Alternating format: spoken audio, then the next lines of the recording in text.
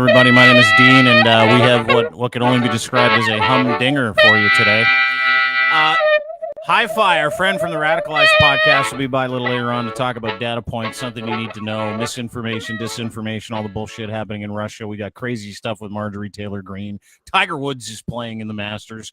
Wow. Yeah, crazy shit. We're also going to take care of some business and tell you a little bit about our merch store, but all that goes on the back burner. Please welcome back to the program, as we do every Tuesday or Monday, depending on when he has time. Please welcome to the program, live from Ukraine. Oh, is he? Can you hear us, Alex? You got us? Hello? I was humming there too, wasn't I? I was really killing that intro. He'll come back. He'll come back. I know he'll come back. Everyone, he's good. He's probably got some internet issues just based on what the hell they're going through. And we lost him at the beginning of the show too, just before we went. He was in the green room and then he disappeared for a minute, came back. Yeah. Good to see him. I'm just going to send him a text. No, he's standing by. He's going to be there. Alex Dyrebekov is our guest today, and our special guest as he is in Ukraine today, and he's moved on from supplying bomb shelters with water and food and all that stuff, and he is now doing some of the worst work that has probably ever had to be done in wartime, which is documenting war crimes in Bucha. Yeah. We went over some of the pictures yesterday. Without further ado, here he is, ladies and gentlemen. Yes! Alex Dyrebekov, ladies and gentlemen. The Ukrainian hero everybody needs to see weekly here in Canada, or we go nuts. Bud, great to see you. Great to see you. How are you? Oh. No audio. No. Is your audio working? Bounce out and come back in again. Yeah. Or hit the mute. We got him. No. That's okay. It's okay. Just bounce out and come back in again. Do the same thing, and then you should have audio. So sorry. We got all the time for you, Alex. I'm going to do another fucking intro of Alex when he comes back. I enjoyed that. Sure. Ladies and gentlemen, Alex Dyrebekov. Ladies and gentlemen. I was giving him before we went live. I was giving him some parenting advice, which I know he's going to take. Hey, you got it. Hey, there he is. Yes. Way. There we go. Alex Dyrebekov, ladies and gentlemen. Live in Cherkasy, Ukraine. How are you, my friend? I was going to say that I feel so good in your company, guys. I love seeing you every week. And that's fantastic support, and I feel the warmth. I feel the energy, the positive emotions, because especially the latest news as of the last couple of days were very, very horrific. That's the word. Yeah. Horrific is a great word. We went over some of the pictures you sent us yesterday. Of course, Alex has been with us since the start of the war. We're now, 41 days into the invasion of Ukraine, the systematic erasing of Ukrainian people by Russian forces, the terror that's been caused. We've seen the pictures. You sent us the pictures. You originally were supplying food, shelter for people in bomb shelters. That was your original job, right? When you started the war, and that's now morphed into probably one of the worst jobs, that we're aware of. So how did you get this? Tell us about it. How did this come about, Alex? Yeah. Sorry, what was the last one? Connection. How did you this new job of collecting data for the war crimes tribunal? How did this end up on your lap? Well, it just happened that I learned one case. I probably told you last time, but a neighbor of mine was driving in a car with his family, with the son and wife, and there was another car, and they were shot by the Russians. There was no checkpoint. It was just a car turned on its side, and they just shot them and shot this guy dead. And that was the first case. I was really shocked. I cried. I think it was really difficult to understand, to conceive it. And but then the next day, I heard another case, and then another case, and on another case. And now, after the 12th case, I just lost count. There's so many of them. The people I know, they lost relatives, close relatives. And then international lawyers connected with me, and we are now doing interviews, doing video interviews with the testimonies for the international courts. And I feel this is one of the very important parts of my mission here. Mm. So when you talk about having to document some of this stuff, we shared the pictures that you shared with us yesterday. Just to let everybody know, we did an entire show as promised on the videos and the pictures that you've been collecting, a lot of which don't get published. A lot of people don't want to look at them. News outlets in North America don't want to share them. Some of them are incredibly graphic, and some of them are they're all just so fucking sad and needless, but they prove a point, right? They prove a point. And what is that point? What is the point that as horrific as this work is, what is the point that we all see is being proven? I think the point is that it is real. Before you see it, you might think, oh, well, okay, there's some war somewhere going on. Yeah. Even me, when I first heard, it was, I think, 2 weeks of the war already. And then, so I was already in the state of war, and I got kind of accustomed to that. But then when I heard this first story of a real person who I knew, who existed and doesn't exist anymore, not because of some disease, not because of his age, but just because he was severely killed by somebody who came on our land uninvited. That was a shock for me. It turned around my perception of what is going on. And the world has to know it. The world has to see those photos, even though they don't want to. Mm-hmm. Mm-hmm. How, I want to go through some of them, Alex, but like when you're processing these, and you sent us that Google file of some horrific stuff, and we're going to share some of it. Maybe you could explain it if you can, give it some context. But what is the process like? I mean, sharing not just this information, going out and collecting this information in terms of like how incredibly graphic and sad it is, but the process itself, I mean, is this something that individual Ukrainians are doing? Is this a concerted effort on behalf of the government to capture some of the more horrific stuff? And how far reaching is it? Because we've only seen Bucha and Irpin, your hometown. We've only seen some of the atrocities from that area, because that area has been overtaken by Ukrainian forces, and pushed back Russians. And we're seeing the damage and the terror and the basic genocide of your friends and family members as they leave. So what is that collection process like, and how do you gather that information, and how do you substantiate that information based on pictures? Because we'll get to it in a minute. Russia and evangelical North America are saying this isn't real.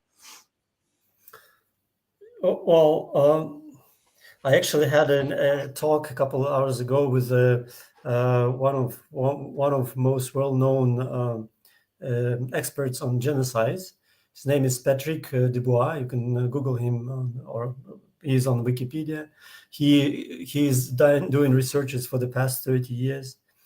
And his message was that you guys have to document everything and film as much as possible, because now once it's still fresh, the entire circumstances and the environment, because later it was too late. But in terms of centralization, of course, there is a team. By the way, Han, who is the head of this team, is really one of the most, one of the greatest in the world in this regard. And he took it, and he is leading the entire team.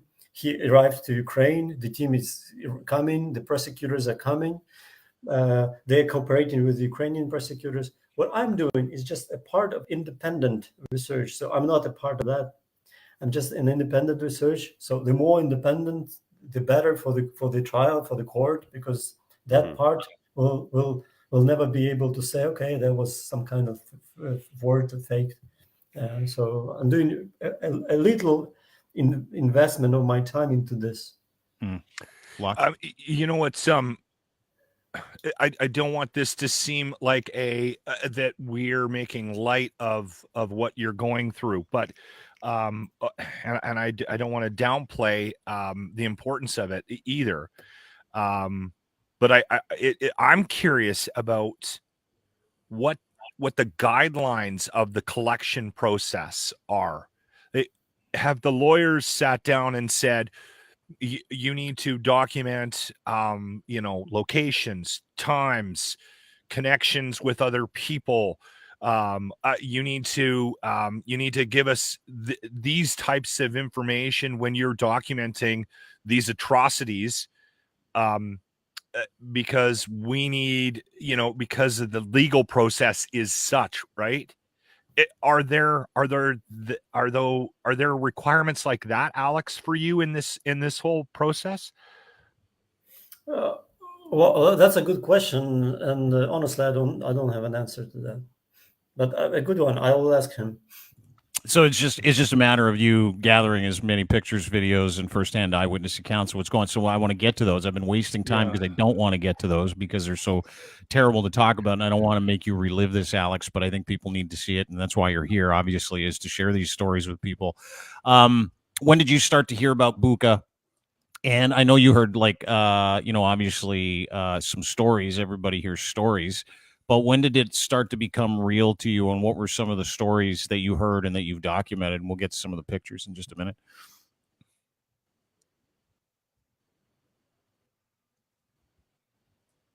Alex, did you hear the question?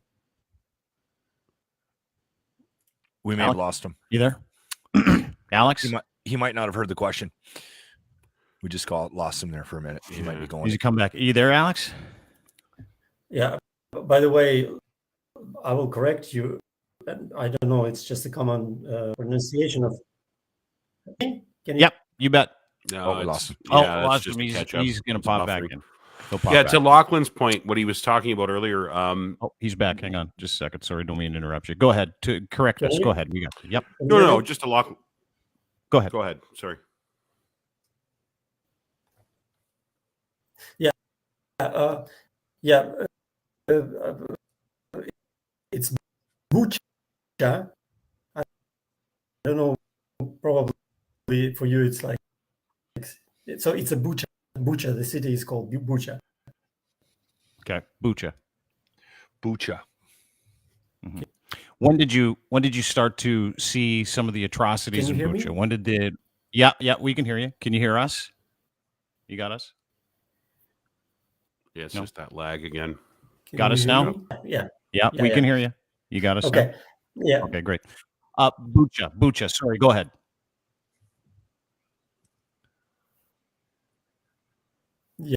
Yes.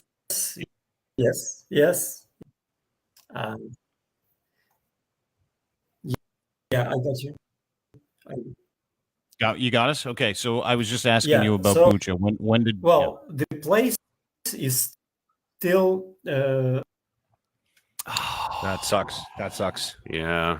Do we want to show these pictures without Alex giving us a rough idea? Some kind of background. I didn't want to ask that question, but I'm wondering, like the war crimes. He's back. Like, just bring him on. Go ahead, Alex. We'll just shut up. You go ahead. What's wrong with the connection? I don't know. I think we're good now. You look not so fuzzy. Okay. Good. Okay, so the place is still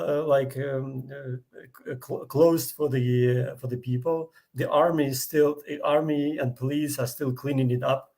Only the volunteers started to be allowed from yesterday, I guess.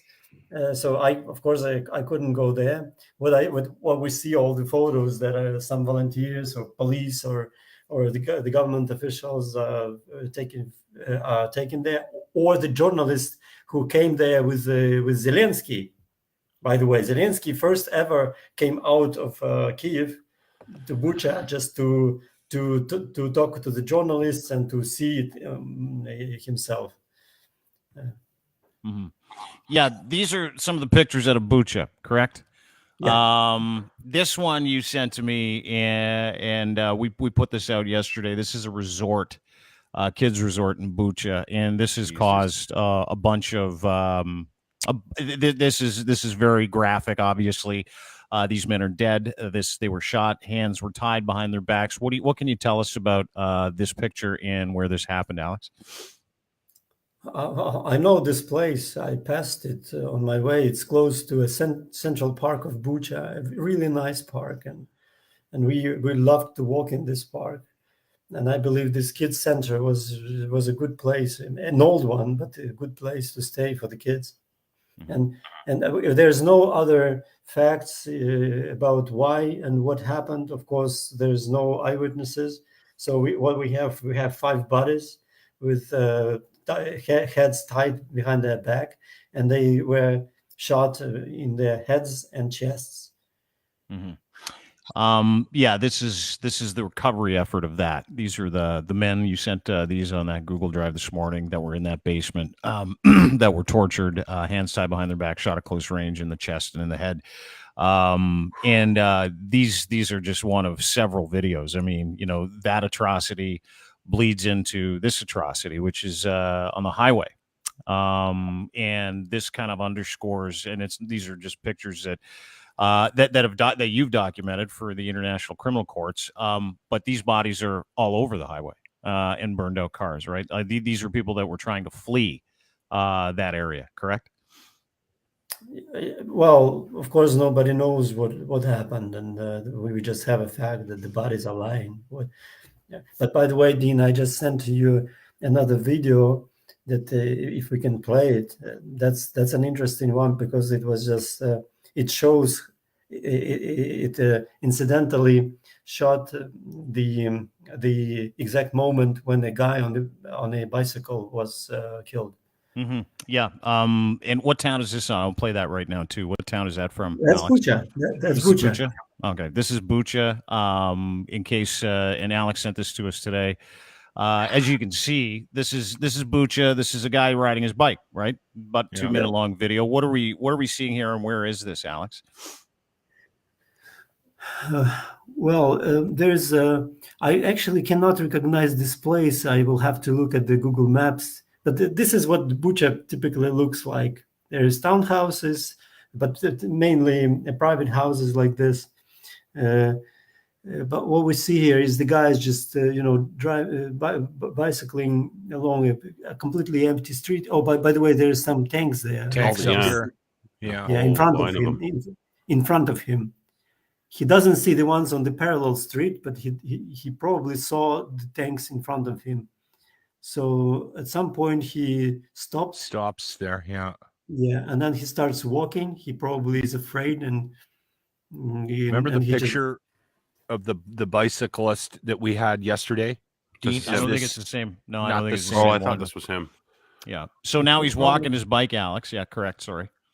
Yeah. He's just walking, and I'm so glad that with the modern technologies, things like this are possible. And by the way, the mass grave by the church, we know, we have the satellite pictures already that confirm that those graves were actually dug in specific time. So this guy is walking, and then he turns over the corner, and then unfortunately we cannot see because he's hiding behind the buildings. But yeah, you can see the tank on the opposite street. If you look at this little red circle, you can see this man, and then watch this tank and shoot the man. I mean, you just killed him dead. The tank around the corner. There you go. Yeah, there's one shot. Jesus. 2 times. 2 shots. I think there's a third, if I'm not mistaken. Yeah. Third shot. Yeah. 4. Third. 5. That's just 4. And this isn't like, Alex, that's not a combatant. That's just a Ukrainian man on a bicycle. Exactly. Like many other, like my neighbors who I told you about, those were just civilians driving their own cars. Was there any messages relayed to you with where you've been, Alex, through the course of the last 5 or 6 weeks from the authorities about not going out, about you know, like, are they telling you don't go for a walk in the park? Are they saying, are they giving you guys any instructions? I mean, I'm guessing there are cities and towns that have been occupied more by Russian forces than others. But I'm wondering if you got similar information where you were that they would have gotten Bucha. Yeah. Well, of course, the government sets some rules and some requirements, but in general, Ukrainians are quite. We are brave, as everyone has already seen. We are brave. We are fearless, and very often we don't care about the rules. Honestly, I'm not saying it honestly. We don't care about the rules. For example, in COVID times, you know, masks. Lots of people didn't care. Well, it happens. It happens in every country, but in Germany, that's unheard of. But Ukraine. So he had to go home. And he just drove. Okay, here's a tank. Whatever. I just need to go home. That's what my assumptions are. Another one that I sent in the landmines and the cars going over them. That's the same kind of stuff. Yeah, it's just, I just have to go home because I have a cow and I need to milk the cow. Yeah. Just a simple men. Yeah. Well, but that's it, and it's not just that too. Like the same thing with this bridge crossing, Alex. Like did this bridge crossing came to my mind, and I don't know where this is, but this is every day for the Ukrainian people. Right, fearless. Yeah, exactly. Look at this. Like, yeah, I need to get across that bridge. I don't care. I'm going. Yeah. I gotta milk a cow. I gotta farm. I gotta go see my girl. I gotta fucking figure this out. I need to go get some pints. This is the Ukrainian people. I mean, and that's the incredible part is that, with all these sad things we get, we see these people going, it looks like a bridge. Whatever. I'm gonna fucking figure it out. I need to go get bread, potatoes, all that other stuff. Why is it funny that it's an Audi? The resolve. It's the resolve that's just that's inspiring. And it's not just the resolve. Like, look at Alex's face. It's like, the videos that we see that are so terrible, they're captained by those videos. And that's not even my favorite video. That's one of them. My favorite video is the one where the Ukrainian peacekeepers are like, whatever. These are just landmines. No big deal. Have you seen this? Look at them. They're just booting landmines out of the way like it's fuck. One guy's got his hands in his pockets and he's like, whatever, fuck. Let's just get these out of here. No big deal. I mean, from the atrocities that you see, Alex, this has to fucking make you feel good. I mean, this is who you are, right? Exactly. That's the entire world. The whole world sees it, and do you know this story about an old babushka who made pies for the Russians when on the occupied territories? Did you hear that? No, I haven't heard it. The pastries. So she made pastries for the Russian soldiers. 3 of them dead. Yeah. Try the Kyiv pie is what we were saying on Twitter. Guys, make sure you try the pie. It's fantastic. I'm going to make them something very special. What'd she put in the pie? Alex, what'd she put in the pie? She's a fighter. She's a soldier as well. Yeah, everybody is. All right. That's everybody. Everybody's a soldier in that country. How do you feel about some of the listen, and these are fucking great stories, right? Landmine kicking, poisoning Russians with cakes. Here you go, fella. Thank you very much. I mean, we've seen it, but 23,000 Russian dead, another 20,000 Russians that have just split. I mean, I saw the area in Kyiv, Bucha, and the stories that are coming out of it are amplified, obviously, by the terror and the shitty things that we've seen, the mass graves, the fact that you're documenting these things. But it doesn't take away from the fact that Ukrainian people are showing us how incredibly resilient they are in gathering those areas and making gains in different areas. Is there still hope, or as this drags on, do you feel like this is just the state you're going to be living in for the next little while? Well, this is a good question. Within the past couple of days, we had accustomed to the war, to the sirens, to shelling, to living in this state. And this is like a different level. It's like a next level of our perception of the war, of those horrors.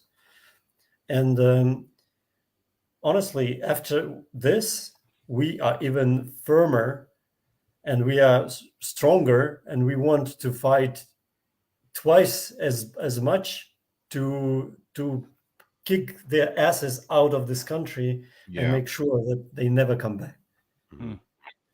Ryan, what's your wife think about what you're doing now, Alex? Now that you've kind of shifted course and taken the route of the evidence gathering, how is she feeling about that? Well, actually, I continue doing volunteer job, and I'm doing interviews now. So it's like 3 different directions: volunteering. Oh wow! Yeah, interviewing, not interviewing, but spreading the word. That's what spreading the word. And the third is helping with these investigations. But to answer your question, actually, on day 3 of the war, when we evacuated to relatives' home, I spoke to her and I said to her that I do not want to stay home, read news.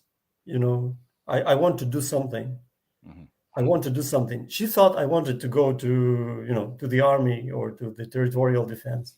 She started crying. I said, no, I'm not going to go there. First, I'm not a military man. I don't have military experience. But I want to do something. I want to be a part of it, just like I was in the Revolution of Dignity in 2014. Oops, that's the siren, guys. How many times does that happen a day?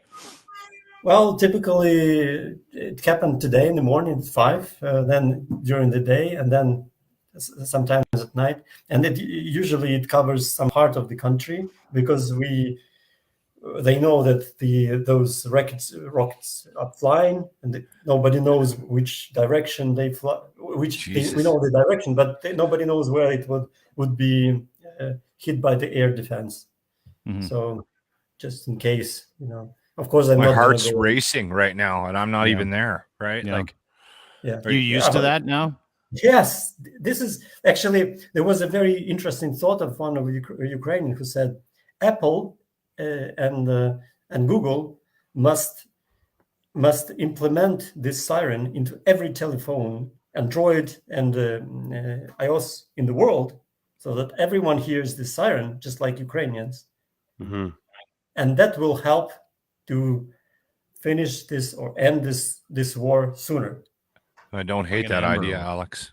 No, it's like an Amber Alert, right? Yeah, like that's it's the same thing. It's like, hey, listen, you want no, but we get it every time they get the rest of the world go through it. You want to show people how these beautiful Ukrainian citizens are managing on a daily basis. Why don't we spike 5 to 10 billion people with that anxiety of that fucking air horn going off every time your life might be in danger? You got to duck, or they shoot fucking indiscriminate missiles at townhomes and apartment buildings. Could have do in Russia too, though. Seriously, that worked in Russia as well. Yeah, I mean it's a wonderful fucking analogy, but you're right. I mean, short of showing people what we've been showing them and what you've been trying to show them, I mean, there are still people out there, Alex, that don't believe this is real. Like, and I want to get to it because you see it every day. You're documenting it every day to the point where we need help to understand it. So we're going to have a guy named Hi-Fi on coming up in a few minutes to talk to us about how they're trying to change the narrative and trying to tell people Russia, neo-Christian America, same thing with losers in this country, trying to tell everybody that this isn't happening. And to that point, you were on with Jim Acosta on CNN on the weekend. I want to play the interview with you. It's almost like you're done trying to explain it to people. I want everybody to watch this interview with you on CNN, and then I would like your comment on it, because what do you tell people? Here's the interview. And what do you have to say to the Russians who are claiming that the images that we're seeing of atrocities are staged and fake and so on?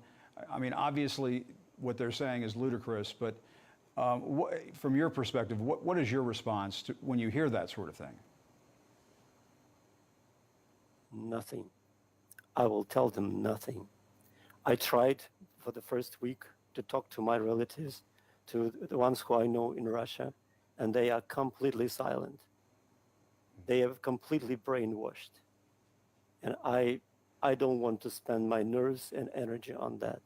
I'm going to collect the evidences. I'm going to help the victims and the eyewitnesses.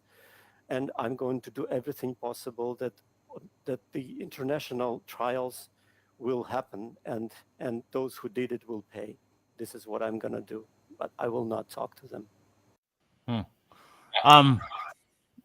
Explain that. I obviously just tired. You're talking about your family members there, but like for the international community that's running around saying this isn't real. I mean, we just heard the air sirens. We're showing the pictures. You live in it. What do you say? Still nothing? Well, Jim is a really nice guy, and he put it in a very diplomatic way. But actually, he pushed on my guts. If this is the word, if this is the phrase, he pushed my stomach like with the words, because I have this experience of trying to persuade a person who is brainwashed with Russian propaganda. We did it. We talked for 3 years. It didn't help. No arguments work. No rational thoughts work. So silence works. Nothing. Talk to my hand. Talk to my hand. Yeah. Wow. Yeah, Alex, you know what? You're not alone. We have a similar situation in Canada, and obviously we have less to lose or gain than you do. So the conversations are pointless on this end as well, right? We have people here that believe that this isn't happening, and I just don't even know. I don't even have a starting point with them. We had a call on our show the other day. I think I talked about it yesterday, and it was a text that came into our text service. So I have his number. So I called him, and he basically was accusing us of not having all the information. So I phoned him and I said, all right, what are we missing?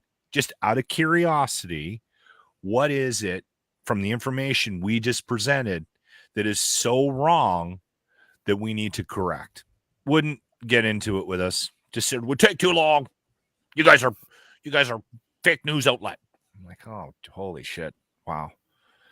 It's sad, but it's not, I think it's a product of where we are, Alex. And I don't want you to think that that's the norm here, though.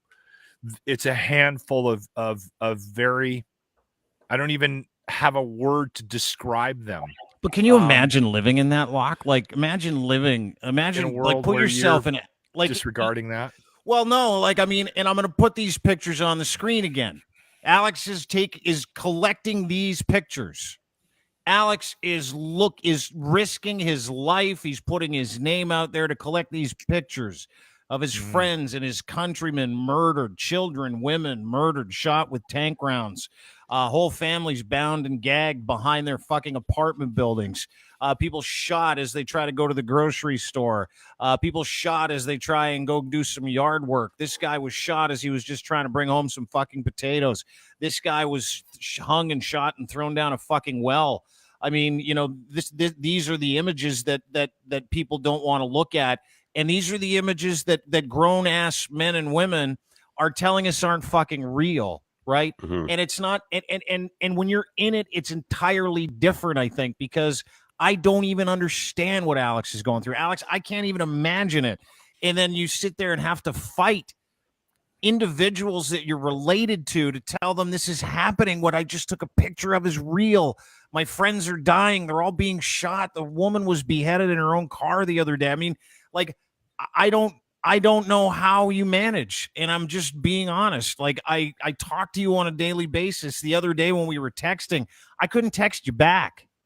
I couldn't text you back because I didn't know what to say. Like, I had no idea what to say.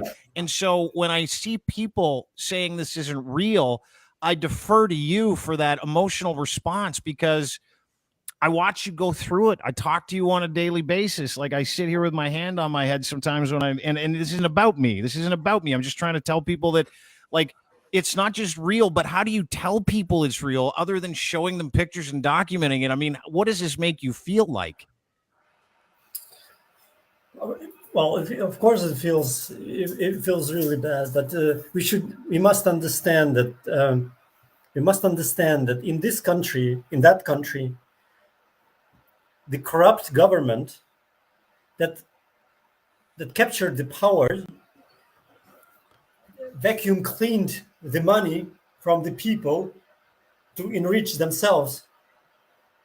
A part of that money they used to create a huge machine, propaganda machine, investments of billions and billions of dollars in order to create this isolated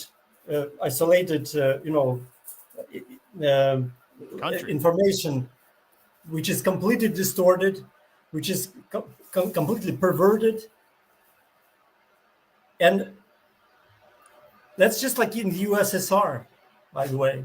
It took time for people, and I told you guys that it took me like 10 years to actually realize that what I used to believe is wrong. I personally, this is not, I have the right to do it. I do not want to waste my time on it. The fact that we are speaking with you right now is actually the result of me stopping trying to persuade my relatives. I turned the other way around. I turned to the West. I started speaking to the West, and I felt so much support, so much energy, so much good words that I would never expect from my relatives in the East. Yeah. You know what? It's interesting. I mean, right? we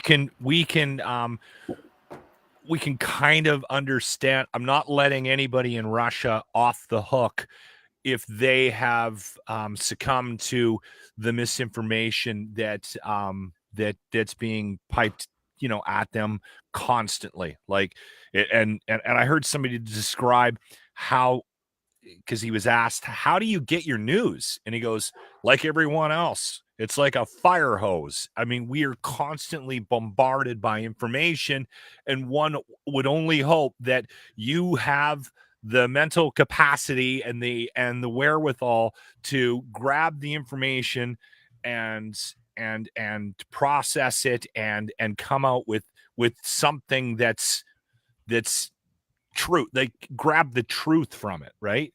But that's just not the world that we live in anymore. And again, I'm not giving anybody in Russia a free pass, because I think there's a lot of information available to the Russian people, and it's getting to the Russian people about what is actually happening around the world. Well, and they can't even do that, though. Like that's the thing, is they can't do that. Let me play this video. This is Russia One News talking about how, read this. I mean, Alex, I don't mean to piss you off, but like, watch this. Собственно говоря, когда появились первые сообщения о том, что киевский режим обвиняет армию России в какой-то там резне в Буче, появились первые фотографии. И стало понятно, что это не просто постановка, это людоедская постановка. Дело в том, что в кадре есть люди, которые лежат убитыми на улицах с белыми повязками. Что это значит? Это значит, что после того, как подразделения вооруженных сил России оставили Бучу, туда зашли так называемые освободители. И просто убили мирных жителей, убили граждан Украины. Потом... So there we have a reporter for Russia One News, and I'll quickly translate it and just paraphrase it. He is making up this fucking bullshit story about how, and this is the narrative that's being perpetuated in Russia and in Telegram communities, and to people that are susceptible to misinformation. To Alex's point, not just the countrymen there, but the people here, to your point, Locke, that are just too stupid to fucking get it. Well, I was just going to say, you got to give them a bit of a pass, not a free pass, but maybe an understand in Russia. Okay, maybe you can see how, if it's a constant bombardment of the same narrative, maybe somebody might go, okay, well, okay, I get it. Maybe grandma believes this isn't real, but there is no fucking excuse for anybody in North America to think that this is somehow being staged. If you honestly think that, you're not only fucking brainwashed, you're a fucking idiot.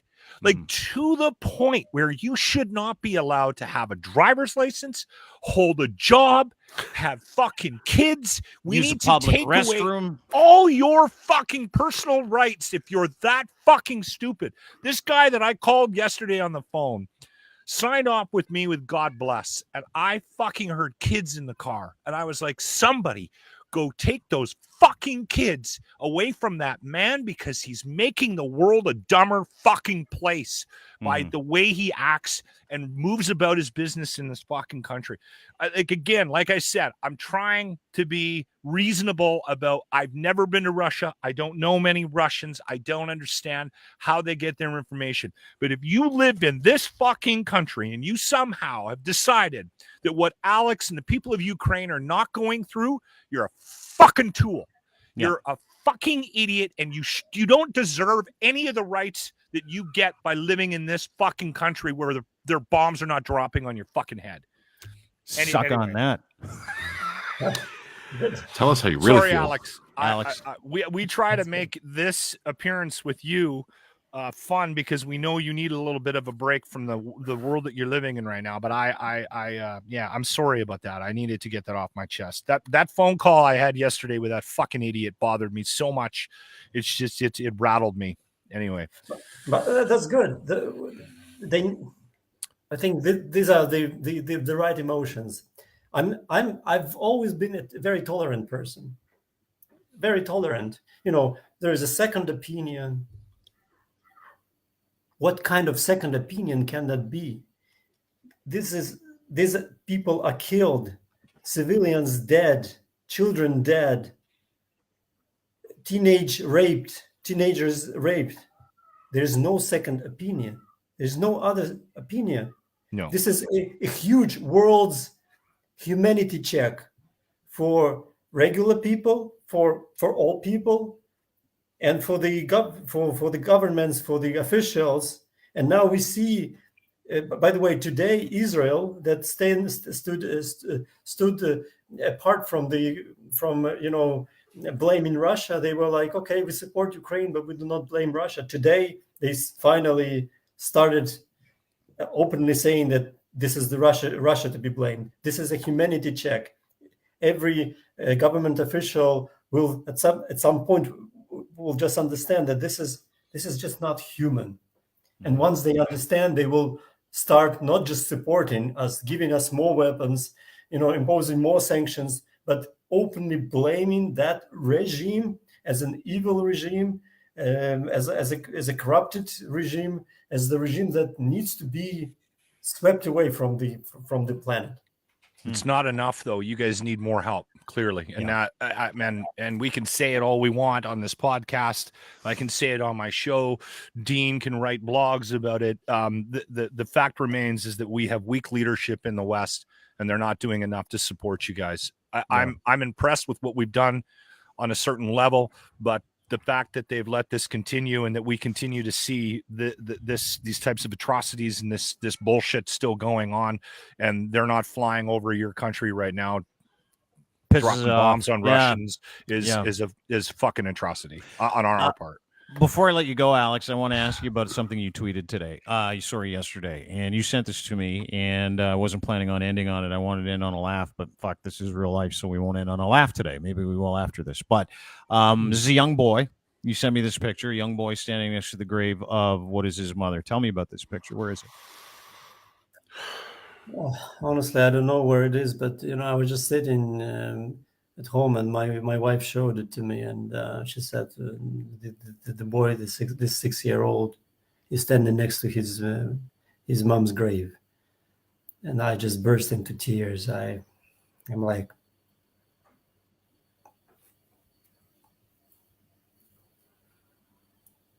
can you imagine? Just no, not at all. I don't think we can, right? No. That's too much. Mm-hmm. We know it's too much, and I'm sorry. Right? Are you taking care of yourself, Alex? Are you doing little things to keep yourself sane? You and your wife? Yeah. Thank you, guys. Don't do too much of this work. I know it needs to be done, but you got to take a break from it. Just seeing the pictures that you sent us this week have been, scarred us on this end, and you're dealing with it every day. So make sure you're taking care of yourself as best you can. Okay. Well, maybe a little hot yoga when this is over. A little yoga. I'll send you a routine. The other thing too, right? If the kid's crying too much, remember my tip. Yeah. By the way, that makes me think of there was another fake that Russian propaganda created after 2014, that Ukrainians eat babies. Eat babies, you know. So I think I will do it. I was gonna film a video with my kid. I'm just going like, here's a neo-Nazi. There's that Ukrainian sense of humor. That's it. Take a picture of your child on a plate and get some like ketchup and say, "Here we barbecue go, everybody." sauce. Yeah. Oh my God, that's dinner funny. served. Listen, Alex, you are funny, Alex. I want to let you. I want to let you go, and I'm sorry for the emotion here. I'm thankful for it. I'm grateful that you're willing to share with us what you're going through, what you're seeing, and what you're documenting. And I'm very sorry. And I can tell you this, and I say this to you all the time, and I mean this from the bottom of my heart. We're there with you, and we're here for you, and we love you. And if there's anything you need, you know, you can get me anytime. And Slava Ukraine forever. So let's just get that out of the way. And we've got a couple things that we're working on. We're going to try and help you. We'll announce them next week, and we'll talk to you about it on the weekend. But you keep your chin up. Say hello to your lovely wife. Give Artur a big hug and a kiss from these crazy bastards in Canada. And a little nibble on the and a little nibble on a kneecap. Be a toe. But follow Alex at DayRebekov, his last name, on Twitter, and follow him as he documents his way through this. Share with him your thoughts on the job he's doing. Share with him, the kindness that you would show anybody in his situation, because he's our brother and he's yours too. Thanks, Alex. Good to see you, Alex. Brothers. Thanks, Thank Alex. Love you. for coming. Take care, my friend. We'll talk to you soon. I just retweeted that last tweet, by the way, that the kid. Yeah. So it's a tough one. People need to follow him. I think what he's doing and the point that he's trying to make here is that they need to get the word out. And the more that we know on this side of things from people that are there, that are living through this, maybe it will actually help in the long run.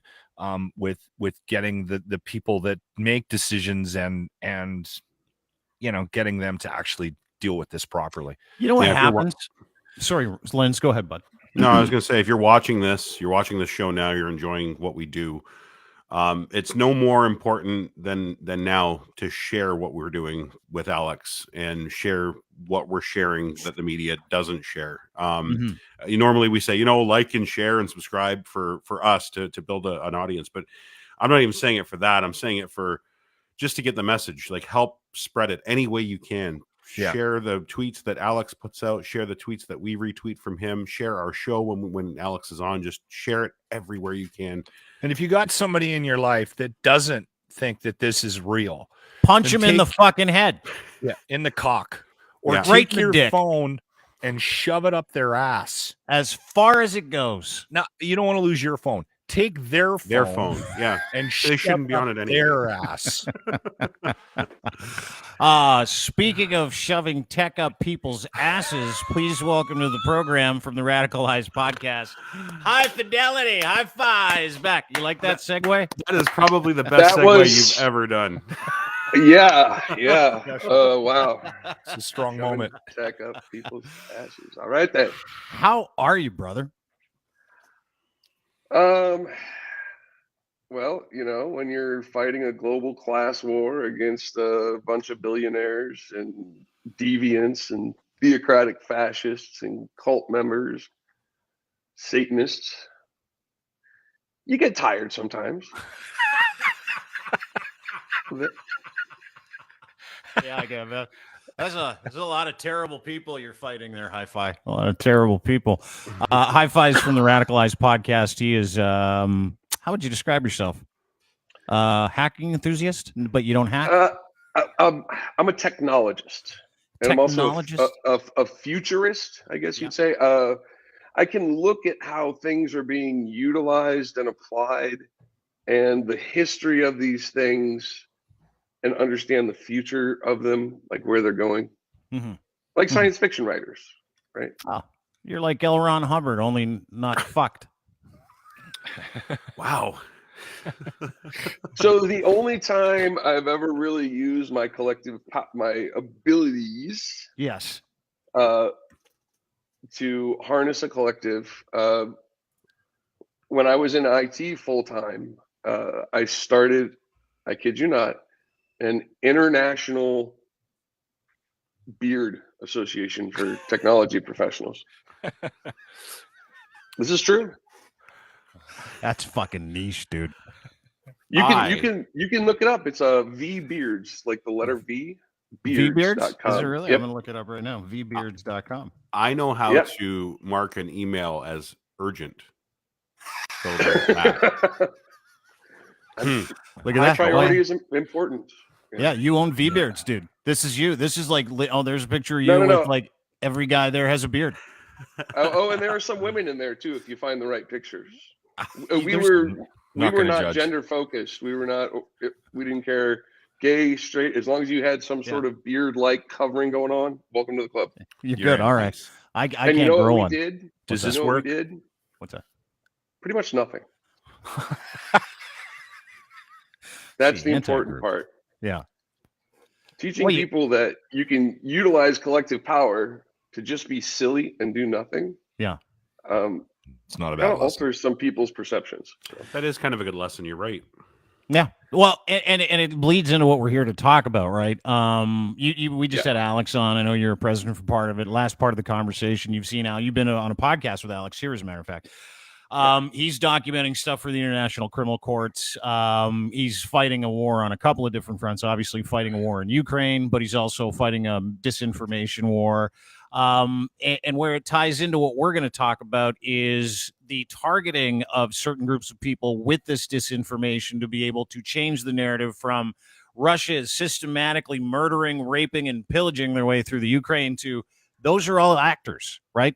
So how does this work? Like when you watch it, sorry, you're going to say something. I'll just shut up. We've already seen this before, and that was done by Alex Jones in Sandy Hook.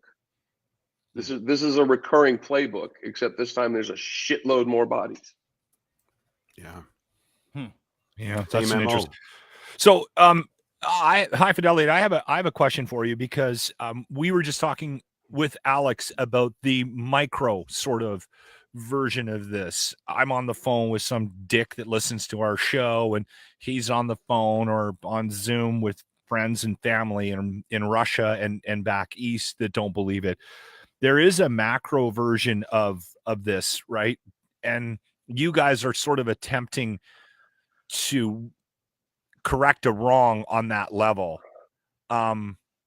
Is there anything? Extent, yes. Yeah, to some extent. Is there anything?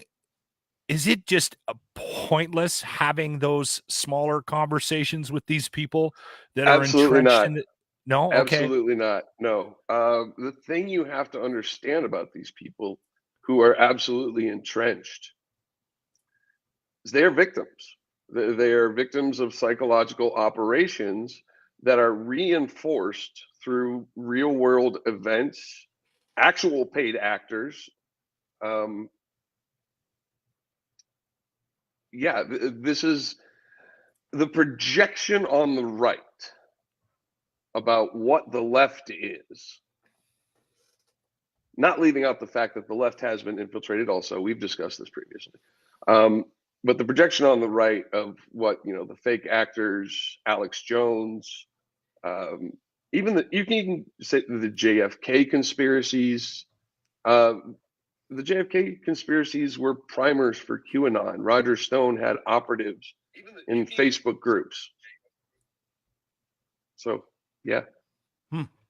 But is it like, okay, so because what I want to get to is not just because to me it's like biohacking, right? Like, and it all kind of fits together. I sent you some stuff from Canada this week, how certain groups are utilizing certain pieces of information, subsets, data points on like 100 million people. I was watching your podcast this week. You had Nancy McLean on She was talking about something that was absolutely fascinating to me. And if you don't download his podcast called The Radicalized Pod, at Radicalized Pod on Twitter, you can go ahead and start consuming some of this stuff, because it all kind of comes together and it makes sense under the umbrella of those data points. And one of the points that she made in this is, when it comes to taking that disinformation or misinformation and generating it and then going and targeting people to get them on side with your narrative, I want to say, and I could be wrong, but she repeated something that said the Koch brothers, the Koch brothers, Koch brothers. Both work, actually, believe it or not. It's, yeah. Koch is good. Utilize it the same way governments do, where they had this group called Themis, which became something called I360, which was their media company or their database company, right? It was this thing that they created to gather as much information as possible so that they could legitimately biohack people's interests, so they could legitimately control the way that they do things. And how they did it, if I'm not mistaken, is Nancy McClain was telling you guys, Heidi and the rest of the group on the Radicalized Pod, that you had at least 3,000 data points individually on 180 million people that you could utilize in 1 second with iPads to be able to change the course of history, in some words, right? Like that to me, once I heard that in your podcast and I watched it and you guys broke it down, I'm like, that's how this works? It's just the gathering of mass metadata, and you fucking take it and target it. Am I wrong? I'll make an even easier point to you, Dean. Hey, man, I hear you got merch now. Yeah, good for you.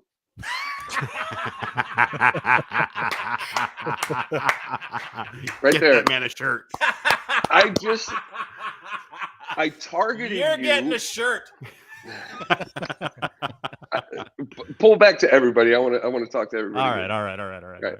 I targeted you specifically because I was going to use that information to manipulate the interview a little bit, right? And I made you guys all laugh, right? Mm-hmm. Now I want to talk about something very, very serious. Lachlan, you've been sucked in, bro. Crypto is a tool of the far right. If you look, I'm hard on the crypto right now.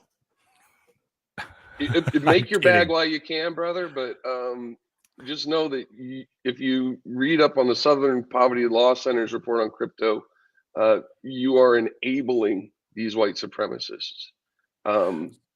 So explain. Yeah, crypto is hype. As far as we can trace it, it appears that Satoshi was a LARP by Peter Thiel, in which he paid a bunch of programmers to create crypto. It ain't real. A bunch of white supremacists got in at like the 15, 20 cent, like the very low, right? They made massive amounts of money, a lot of them, and they used that money for different things. One of the things that money was used for, you remember the Christchurch shooter? Yeah. Mm-hmm. Yeah, he was able to take, I forget if it was 12 or 18 months or 6, whatever. He took a bunch of time off, and he went to a camp and learned how to run an urban assault by himself. That's what crypto enabled. And that led to the deaths of how many people? 51. And he was radicalized. There is writings on his rifle that correlate to things like the Knights of Malta that have ties back to what's the guy, Breivik, Andrei Breivik, the mass shooter, the Danish shooter. Yeah, shot all those kids. Yeah, this. If you look for the network effects, you can find the common points and join things together. Now, is correlation causation? Absolutely not. But you got to admit, when we can trace this shit, at the very least, back to, the people who rebelled against going off of the gold standard, the people who rebelled against going off of the silver standard. Dave Troy, if you know who Dave Troy is, Davetroy, he has a great, the big history of January 6th that shows a lot of these elements, like where the silver shirts in America came from. And it was, just all this stuff. There were so many cults involved, and it was ridiculous.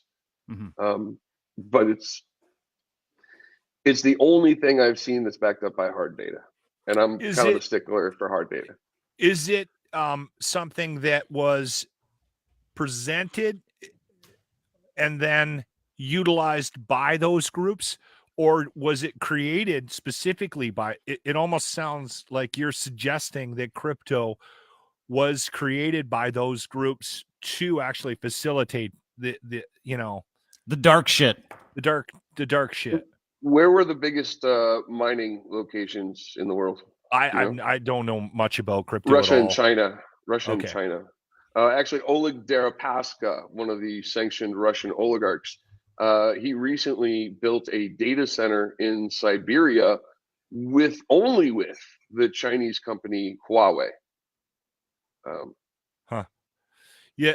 See, for me, like, just so you know, not that I'm trying to get myself off the hook here, but the crypto thing, we were gifted some crypto, and I sort of just kept an eye on it, and so I thought it would be funny to tell people that I don't even understand what it is, to be honest with you.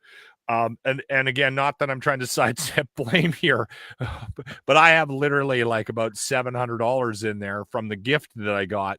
And the only way to confuse me more is to bring up NFTs and then watch Locke's head fucking explode. I have no idea what crypto is.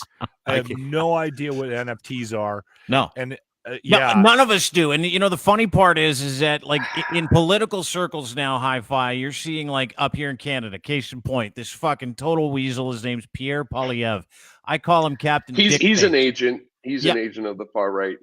Without a doubt, he's probably compromised in some way. Yeah. As a matter of fact, I've been reading a lot about Canada lately. The problems y'all have with the RCMP SS, nice fucking name, by the way. And then that turned into CSIS, and CSIS in the 70s was something to behold. Of course, I mean, look at the CIA. We had to have the Church Commission. You guys had the McDonald Commission, busting down on your intelligence people. And currently, at least as recently as 2017, I believe, there was a $35 million lawsuit against CSIS, accusations of Islamophobia, homophobia, probably transphobia, but I don't remember if I saw that one. Definitely a white male Christian, possibly white male Christian extremists in the management ranks of your CSIS. Really? I don't doubt it. We're a very colonial country. In our military as well. Yeah, I mean, But going back to the crypto and where it comes with guys like Pierre. So let me give you an example, right? Pierre Poilievre, the other day, he goes on this thing. He's like, I want Canada to become the crypto capital of the world, everybody. And then, and I know you, I watch your shit. I know I know how you feel about crypto. And I think it's great you undress Lachlan where you're like, you're an agent. No, I'm not saying you're. No, absolutely not. Absolutely. I know that's how. I can't believe he funds terrorism. To tell you the truth, yeah, I never couldn't believe that. I have friends. Listen, I have friends who are into crypto, and I have told them what is up with that. But here's the thing: I believe in freedom, and their freedom to get that bag while they can, and hopefully get out before the dump happens, because the dump is going to happen eventually, whether it's regulatory. Yeah. And here's another real problem I have with it. I'm a technology person, right? I understand databases and how databases work. Mm-hmm. And the blockchain, as everyone is so fond of calling it, here we go, is really, from a technical standpoint, it is a very, very slow, computationally inefficient, energy consumption inefficient, cryptographically secure. Apparently, I haven't had a go at the algorithms, nor do I know anyone who has. But it technically, from a technical standpoint, you could do what the blockchain does with any of a number of commercial databases and utilize a third 25% of the energy that crypto mining does. You have to understand, crypto mining is also part of the petroleum and energy network, which is what the coke industry does. If you look at the coal, you look at the petroleum, the plastics they produce, right? The Kochs were vehemently anti a bill that was meant to ban single-use plastics in California because they have a stake in producing that plastic and producing the petroleum that gives you that plastic. But even if you look at Charles Koch's father, Charles Koch's father was such an asshole. He got so pissed off about some legal shit that happened in the United States. You want to know what he did? He went to Europe and he went to Russia and he produced oil for the Soviet Union and for Hitler. That's what kind of a dick this guy is. That's his stock. Yeah. Okay. And does anybody know that about the Koch brothers' father, that he was a Nazi sympathizer that helped the communists and Nazis get oil? No? It's public information. It's just nobody ever looks it up. And no one talks about it after the fact. So getting back to what I was saying about Poilievre, and I want to get into the Koch brothers in just a second, or Koch brothers, but getting back to what I'm saying. So Poilievre, he's standing there the other day and he's doing the whole I want Canada to become a crypto thing. Everything aligns. Everything he says is rhetoric. All the bullshit aligns with every narrative that we see come out. How does a guy like that get tagged by government officials, lobby groups, and stuff like that? Like, is it the same process? Like, do information houses have 3,000 data points on him as well, and how to trigger a guy like that, how to biohack him? Because if it stands to reason, if the same MO goes into activating an army of religious idiots, of which he is one of the biggest in this country, by the way, of which he believes in a sky daddy, he believes in all that bullshit. Is it just as easy to go and get guys like that to take part in this bullshit, this Fugazi convoy bullshit? And is it easy to get guys like that and parties on side with those conservative views to be able to kind of deliver whatever it is the Koch brothers or any other group or political party wants to deliver? So I'm going to teach you an acronym right now. It's called MICE. Yeah. Right? MICE. MICE stands for money, ideology, compromise, and ego. 4 things. Right? Any of us can be compromised with any of those. You're right. If you're a huge ego and they're like, here's what we're going to do. We're going to arrange people around. Let's say we're talking about Dean. Dean's got a big ego, right? We're going to arrange people around Dean to feed his ego, right? We're going to build him this fake audience. And then we're going to get people in his audience to work with him. And those are going to be our agents. And if he doesn't do what our agents want him to, we'll remove his support. You see how that works? Is that what happened when they turfed Aaron O'Toole? It has to be. I mean, he wasn't one of their bagmen, so he's out, and all of a sudden Pierre Poilievre is front and center. He was trying to move the party to the middle. Yeah. And they were like, oh, no. You don't understand. We're not the middle. The middle. And as soon as that money started flowing into that account, the trucker convoy, GoFundMe, they got their sniffer on that, and they were like, all right, Aaron, but see you later, because you're not bringing in any cash. Yeah. Like these crazy white wingers. Right. But from an organizational standpoint, how do they target those, and who's targeting who here? Like, how does a guy like Pierre, which you've identified as an agent, we've identified him as an agent too, an agent of who? And what? Ultimately, what this comes down to is the libertarian billionaire millionaire class, people like Elon Musk, and we can talk about Elon. I mean, we can talk about the fact that he has been identified in court as hitting women. We can talk about the fact that his whatever ex Grimes posted a picture of herself in a half shirt with her belly exposed and with cuts all over it that I'm no forensic pathologist, but they don't look like cuts she could have done herself. Elon actually becoming a board member of Twitter is one of the worst things that could possibly happen. And you are now seeing the authoritarian capture of Twitter. And hopefully an alternative springs up. Because under the guise of freedom. Well, okay, let's talk about, why did Jack Dorsey go? Jack Dorsey went because there was a guy named Singer. And Singer he's known in venture capitalist circles as the vulture. He swoops in and anyway, you just checked yourself there, High Fidelity. Sometimes you have to.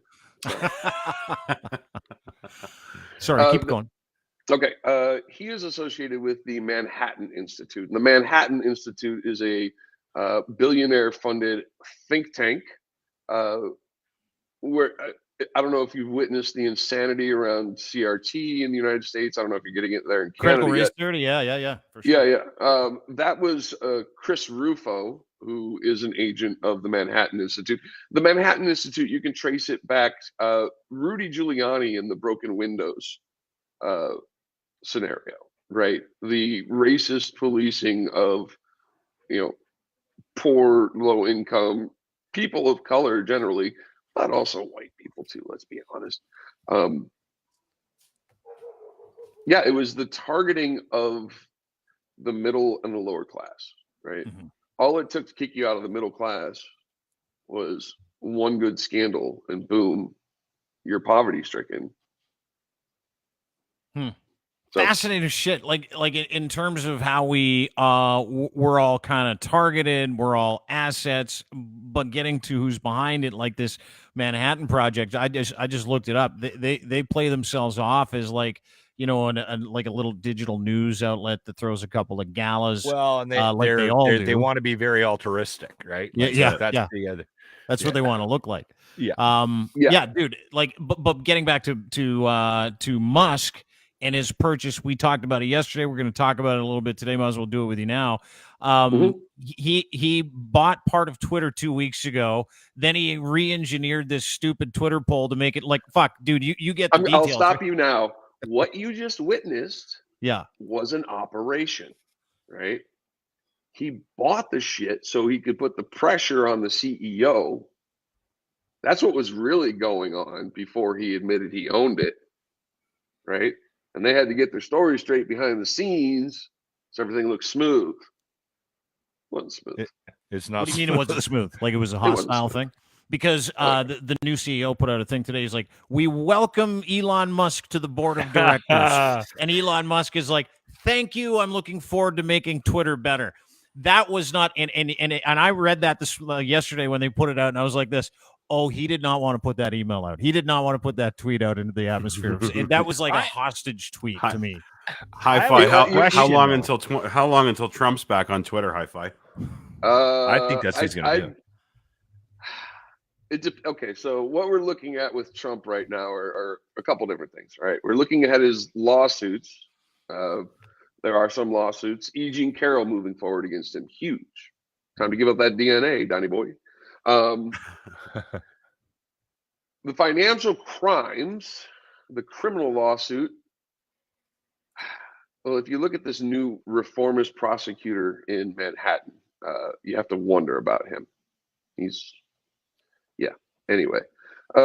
suspect. But if you look at the civil suit against him, I think that will proceed. And really what needs to be done to people like Trump, to people like Robert Mercer, to people like Elon Musk, to people like Joseph Lonsdale, Sergey Grishin, Russian oligarchs, all of them, pretty much across Europe and the United States and Russia, need their fucking pockets run. Because what we're seeing is a class war. It is the billionaire, it is the landed gentry, it is the moneyed class of the planet agreeing to work in tandem, utilizing technology against the middle and lower classes. That's all there is to it. That's what this is. That's what all this bullshit is. That's what the convoy was. That's what, and they use religion and fear, and they half cook ideas, and they make it look like you got an army of people behind you on Twitter when really you only got like 8 people showing up to your shit, which is why we keep seeing these videos, right? It's why we keep seeing all this stuff. So what is the end goal then? One thing. Those people you see in the videos, again, they're victims for the most part. There might be some bad actors, like literal bad actors, in the crowd. And you can generally tell them by if they're platforming the other side, if they are, making the other side look, oh my God, so fucking awful. Look how terrible they are. Because what that does is dehumanizes either side. And we can't do that. We have to rescue. I mean, we're in a fucking nightmare. We are in a split reality right now. This is literally what's happening. Mm-hmm. And we need to rescue the people on the far right and the people on the far left. Except there are paid actors, as I said, on both sides. You have to ask yourself, am I getting paid? And the answer is no, I'm not, because I have a 9-to-5 job and I take care of it. So yeah, and you out the people who are, like, if you understand and listen to the Radicalized Pod, you know anything about Hi-Fi, this has been his gig. His gig has been to try to get everybody, and a group of you, obviously, get everybody back into this objective reality, which is very real, which is not hurtful, and the hurtful stuff that's being caused and being visited on people that are on social media that live regular lives through Facebook and through these platforms is the problem. That's the entire problem. It's not just the lies, it's the alternative reality that's created, then the activation of those people within that reality. So case in point, Elon Musk takes over 10% of Twitter. He's now on the board. Is that to change the way Twitter has done things, or is that once again that billionaire class, the cash class, saying, oh, whoa, these platforms are way too powerful and we need to get a fucking handle on this if we're going to survive? Is that what we're talking about?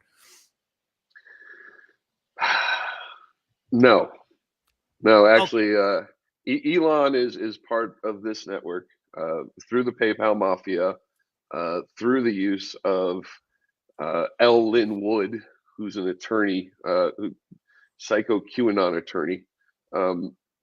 It's hard to tell if he's been mind fucked or if he's just playing the role because he's got cocaine and a bad attitude. I'm not sure.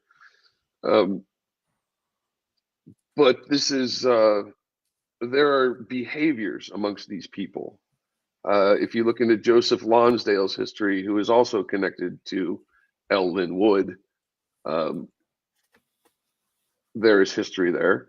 And L. Lynn Wood has been in court documents has been called abusive, name calling, unhinged. Joseph Lonsdale in court documents was accused of, trigger warning, this is some very, very dark shit. All right.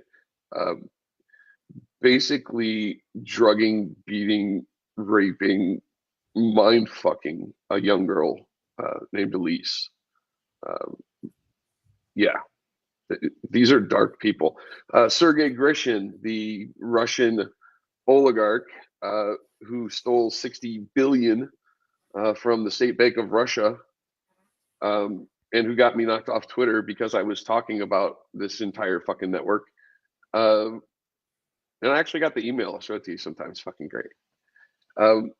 He pistol whipped his first wife. There's a recording of him trying to hire assassins. For I believe 10 people, 15 people. I can tell you the person to ask off camera if you'd like to know more about that. There's an article about him. Sergei Grishin escaped from the billionaire meme lord.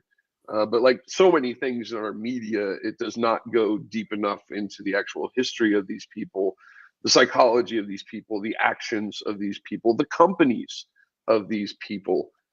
Because Sergei Grishin, Joseph Lonsdale, and another fellow named Dovey Francis, this network spreads, right?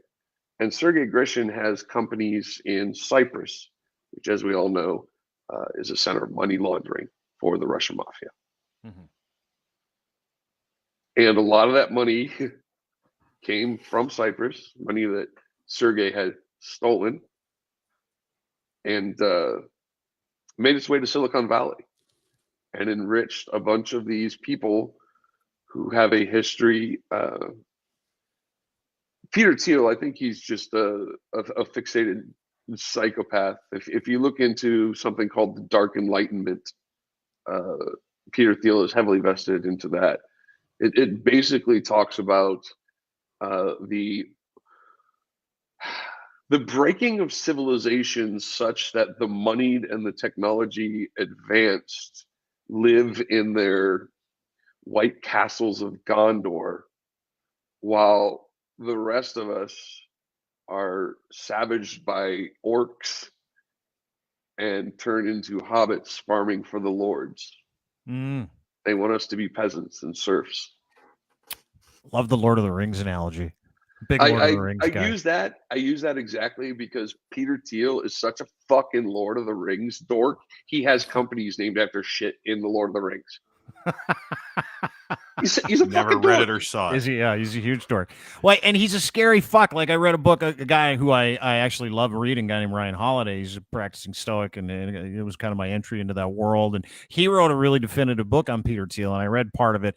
And I'm like, man, this guy is like smart, but he's also fucking soulless. Like, he's this evil fucking soulless individual, and money doesn't matter to him. Only thing that matters to him is control and revenge, influence and revenge, to the point where Peter Thiel, if you remember, when Hulk Hogan, that video of Hulk Hogan came out of him banging that radio guy's wife, Peter Thiel, and Hulk was like, I can't believe it. I don't know what I'm going to do. And his wife just left him and took all the money. And Peter Thiel's like, I'll pay for everything because I want to bankrupt Gawker, Deadspin, and that entire organization who put out that video.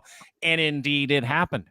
Like, and he didn't care how much it cost Hi-Fi. He was like, fuck, I'm all in just as a revenge play. This is going to be fun. Well, so what you saw him engage in is a tactic that is used over and over and over by these people. And that tactic is called lawfare. Our legal system, Trump does it, should be a system of justice for everyone, regardless of what genitals they have, what color their skin is, what book they worship, whatever. We all know it is not. We all know that the system is tilted in the favor of the rich because, like Peter Thiel, they can afford to bankrupt their victims through law. They can afford to delay the outcomes of justice through law. Lawfare is what this is. Fucking great word. It's why Bill Cosby's standing in a Starbucks right now waiting for a coffee in Philadelphia. Yeah. Yeah, you know where Bill Cosby was living? Down in Florida? No. Right down the block from Jeffrey Epstein. Oh, was he really? Yeah. Yeah. Dude. That's just a data point. I'm not saying anything. No, but dude, I know it's a data point. And speaking of data points, I mean, like we've seen the Republican Party, the GOP, and every conservative up here in Canada really get on side with these people, these groups. And it amazes me too, right? Like Marjorie Taylor Greene yesterday went off on how women were the weaker sex, and Disney was trying to turn people into pedophiles and trying to sexualize children and all this other bullshit.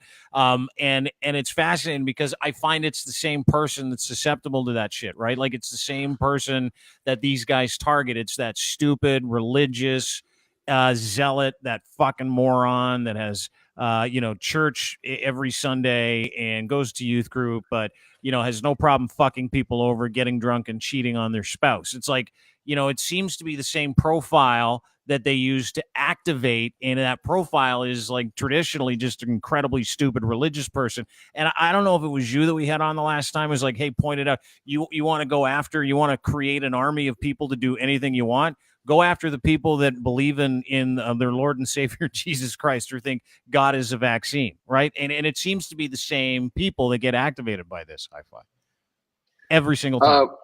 So I actually did I've done some whiteboards on these, and maybe I'll share them with you sometime. What we're looking at is not just the targeting of the right. Okay, in 2016, Brad Parscale, Cloud Commerce, the Trump campaign, admitted to using psychographic profiles to micro-target Black voters, specifically to disenfranchise them, to keep them from voting for Hillary Clinton. That's how dirty this shit has gotten, right? And they use something called an ocean profile. And an ocean profile is openness, like how open you are to ideas, consciousness, conscientiousness, extroversion, agreeableness, like, are you willing to stand up for yourself? Are you willing to take someone else's opinion and make it your own? Things like that. And then the last one is neuroticism, right? And neuroticism is how susceptible you are to things like cultic influence, how many issues you have. Do you have issues that can be exploited? Are you a heavy pot smoker who believes that crystals will heal everything? I'm not saying that's a good or bad thing, but apparently that's enough for you to be targeted with pastel QAnon. And if you notice, there are quite a few people of the free-spirited, hippie type who ended up, health and wellness. As a matter of fact, Dr. Charles Creel, he produced a movie called Disinformed. And it's an excellent film. I mean, the wellness community was using propaganda and neo-Nazi imagery, talking about save our children and, putting up these fair-skinned, pink-cheeked, blonde-haired little girls, right? The kind idolized by literal Nazis and neo-Nazis. And oddly enough, that type of image also includes John Benet Ramsey, who that family was legally assisted by Ellen Wood. If you look at the propensity for abuse, and again, warning, this is again very dark shit. The propensity for abuse in religious institutions, the Catholic Church, Opus Dei was created under a fascist, literally, Christian fascism. The abuse in churches, the abuses by the rich of the poor. What was Epstein, if not abuses of the poor, specifically their young women? Targeted. They're sociopaths. They're psychopaths. They view people as numbers. Did you see that? Sorry, animals. To further your point, did you see the policy that they just passed in Tennessee today, where it's basically the neo-right passed bill that basically said it's okay to have sex with young children if you get permission from their parents. Did you see that? Then that was a Republican Party. That is who you're talking about. These Republicans are run by Jesus freaks to that point. So how can the Republican Party balance in their minds the fact that they are literally taking parental rights away from people in Florida with the Don't Say Gay bill and calling those who oppose it pedophiles and groomers, while at the same time talking about child marriage in Georgia? How can that be reconciled in their brains? I don't understand. No, I don't think anybody does. That's the point. The projection's fucking unbelievable, Hi-Fi, from all of them, right? Like every single one of them. And the root fucking cause of this is this belief in a higher power that fucking doesn't exist. It's this sky daddy shit. And it happens all the time. And it's like, the pray or the pray. Sorry, I know you're going to say something, Hi-Fi. Go ahead. Can I ask you to say, look, I am of two minds about religion. Religion is a tool that can be used to lead people to good lives in which they do good works. Religion, regardless of religion, can also be weaponized and make people zealots, willing to kill. If you're God if your leader. Look at what Vladimir Putin has done to the Russian people to make them support what he's doing in Ukraine. He has completely fucked their minds. They only see his propaganda. They only hear his voice. Of course, they support him. They have no choice. If they don't support him, if they protest, they're plucked from the streets by the police. Who are the police? Well, there's a lot of white supremacists in police all across the globe. Matter of fact, the one thing Germany did after World War II is they instituted a police force, an anti-fascist overwatch, if you will. Their intelligence services are tasked to keep an eye on this shit. So much so that the actual far-right party in Germany, the Alternative for Deutschland, is now under surveillance by intelligence services in Germany. But this needs to happen across the globe. You know, part of the problem we have in the United States is there is no accountability for our police, right? And people say defund the police. I say that's the most foolish thing I've heard.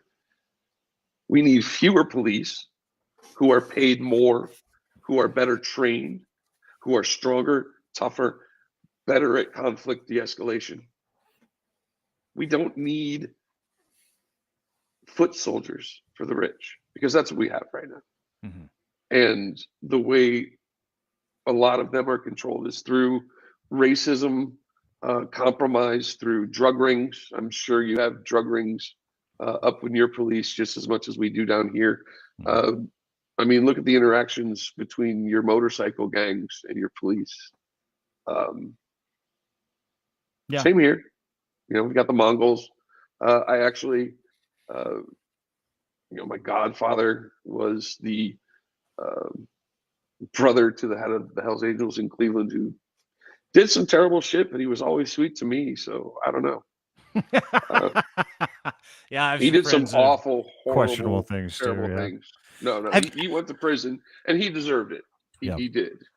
Do you get much sleep, High Fidelity? Yeah. Okay. Okay. So here's something I have to explain. In 2004, I broke my spine in a car. Okay. All right. Had a surgery in 2005. Just had another surgery just a few years back. I actually have titanium in my spine now, which is helpful. But I was a chronic pain patient for 15 years. And they had me on opiates, a lot of opiates.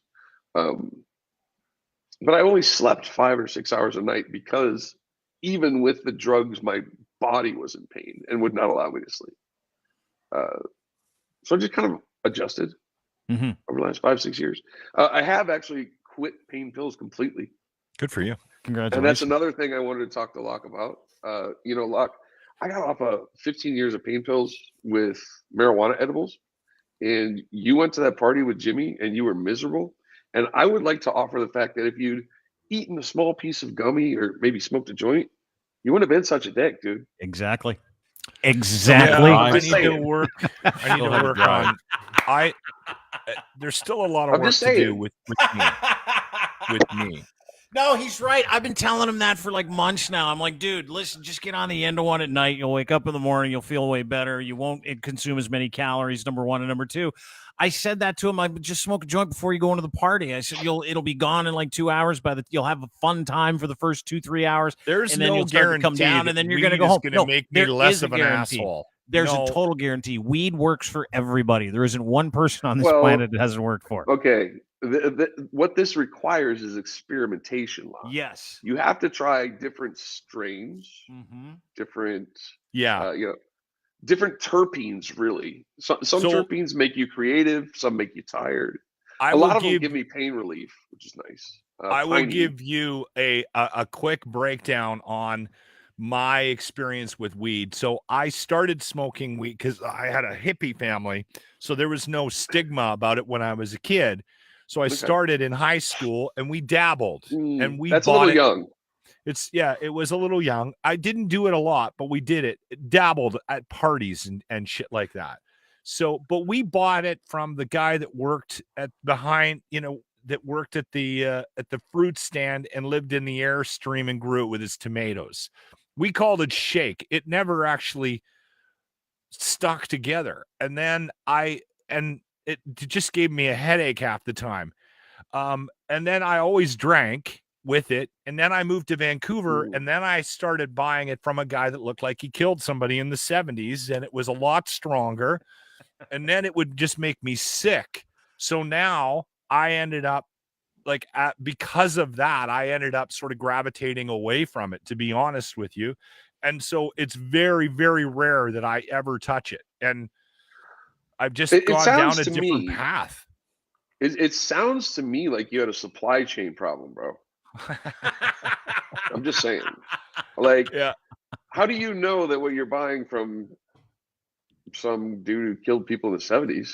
Well, though, I just said he looked like it, right? Oh, he looked like it. Okay. Yeah, yes, yeah. And it went from being the shake that we bought in Yak to this hydroponic shit in the early 90s that we were buying when I was in school, and it just fucked me up.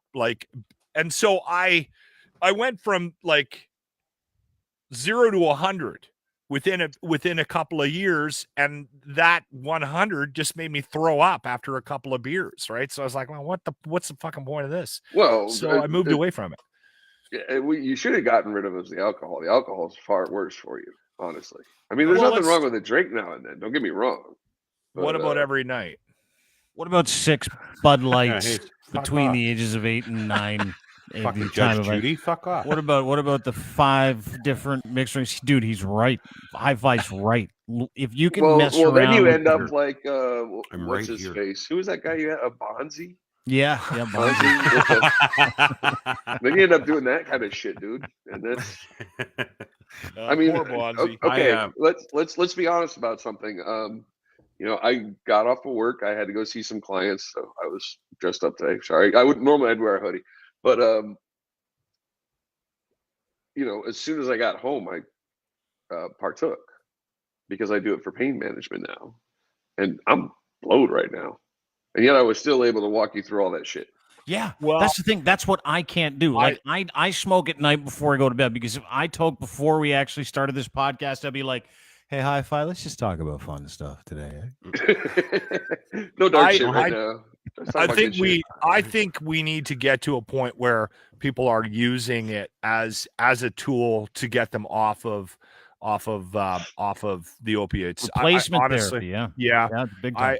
I don't know too many people that that have gone through pain like you, High Fidelity, but I know a handful of people that have gravitated towards pot, and it's got them off of some major drug issues, right? And I think it's important that we continue to explore that, because I think we're a little too quick. It's not as bad in Canada.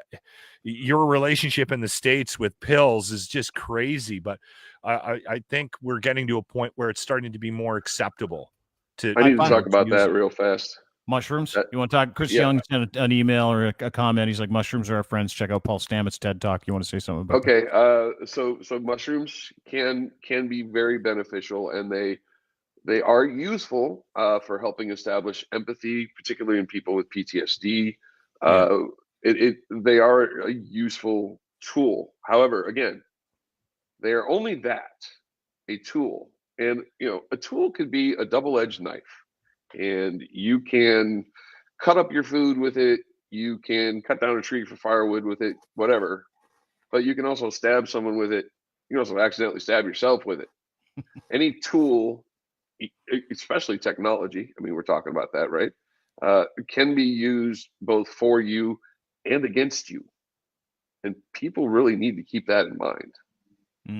Yeah, great point. I mean, you can use it or you can be used by it, right? It's same thing with social media, same thing with misinformation, disinformation, same thing with booze, same thing with drugs, same fucking thing. It's all about you, and can you manage it? Yeah, Hi-Fi, go ahead. So one of the things Charles Manson did, right?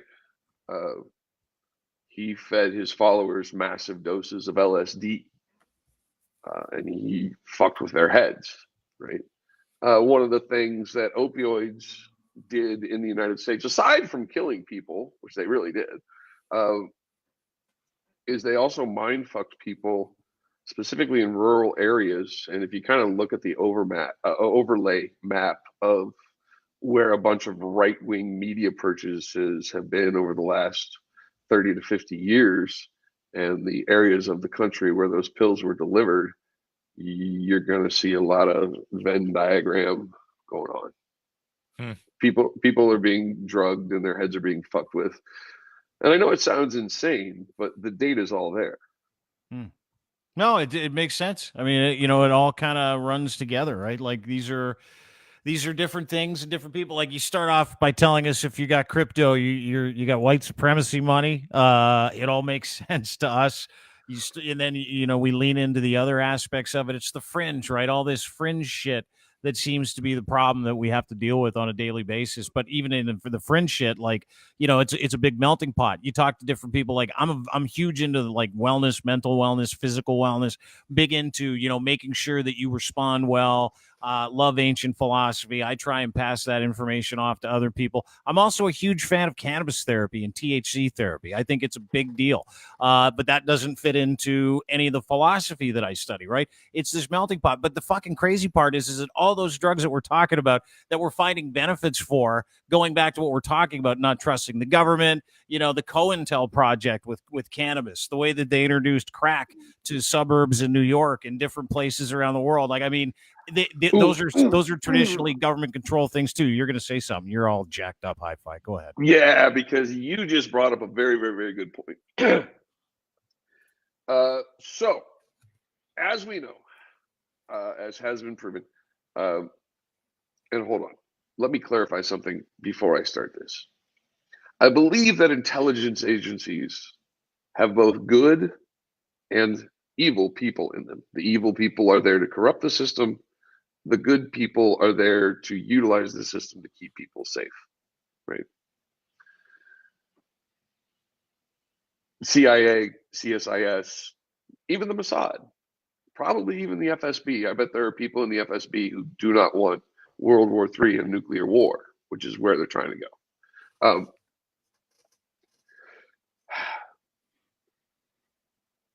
Crack being introduced to California was done by the CIA. Specifically, it was done by a group of individuals, of which two were Oliver North and a fellow named Jack Singlaub. Jack Singlaub was supposedly also responsible for Reagan's October surprise, where the hostages in Iran were held by the Iranian government until after the election so that Jimmy Carter would lose. Jack Singlaub then appears after Iran-Contra in a number of different places. He was a member of the Jack Birch Society. People need to know about the Birch Society because they're dangerous.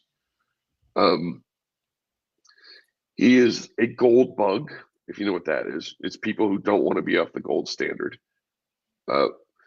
Jack Singlaub created the OSS, which became the CIA in the United States. And recently, before he died, Jack Singlaub was working with Lieutenant General Michael Flynn, a psychologically operations trained soldier, on QAnon. Fucking crazy how it all ties together. There are bodies around this. There are quite a few bodies of journalists who have been taken out by this network. If you look up something called PROMIS, PROMIS, INSLAW, INSLAW. This is a piece of software that was stolen by intelligence agencies and the Department of Justice in the United States. It was case management software, right? And what it allowed was the building of databases on criminals. And, you know, obviously the intelligence agencies, when they first started, were run by white Christian men, particularly of strong faith. They surveilled labor's rights movements, Black Power movements, anyone who would upset the status quo of the white America. Let's be honest. However, let's not just look at America. Let's look at Canada, and we have to talk about what happened with the Catholic Church and the murder of the Indigenous children. I mean, we have to talk about the fact that Canada,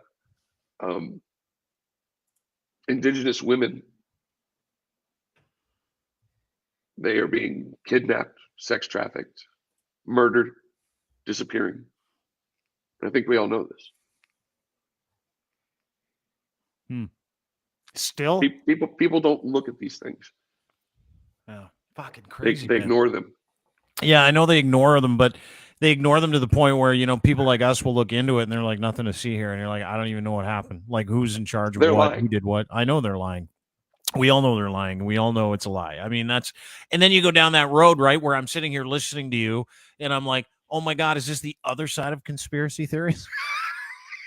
Like, you know, and I know you and I see your work and I read a lot and I understand what you're saying, but it isn't. Like, they operate in these shadows to the point where when they come out and say it, like Marjorie Taylor Greene, like yesterday, she's like, women were made out of a rib of a man. And I'm like, holy fuck, she's saying the quiet part out loud. Like, you know what I mean? Like, everybody is coming out with it now, but it's just, it all lives in this fucking crazy world of fantasy until you start putting these things together. Josh, Hi-Fi, is a member of the Radicalized Pod. At Radicalized Pod is where you can get them.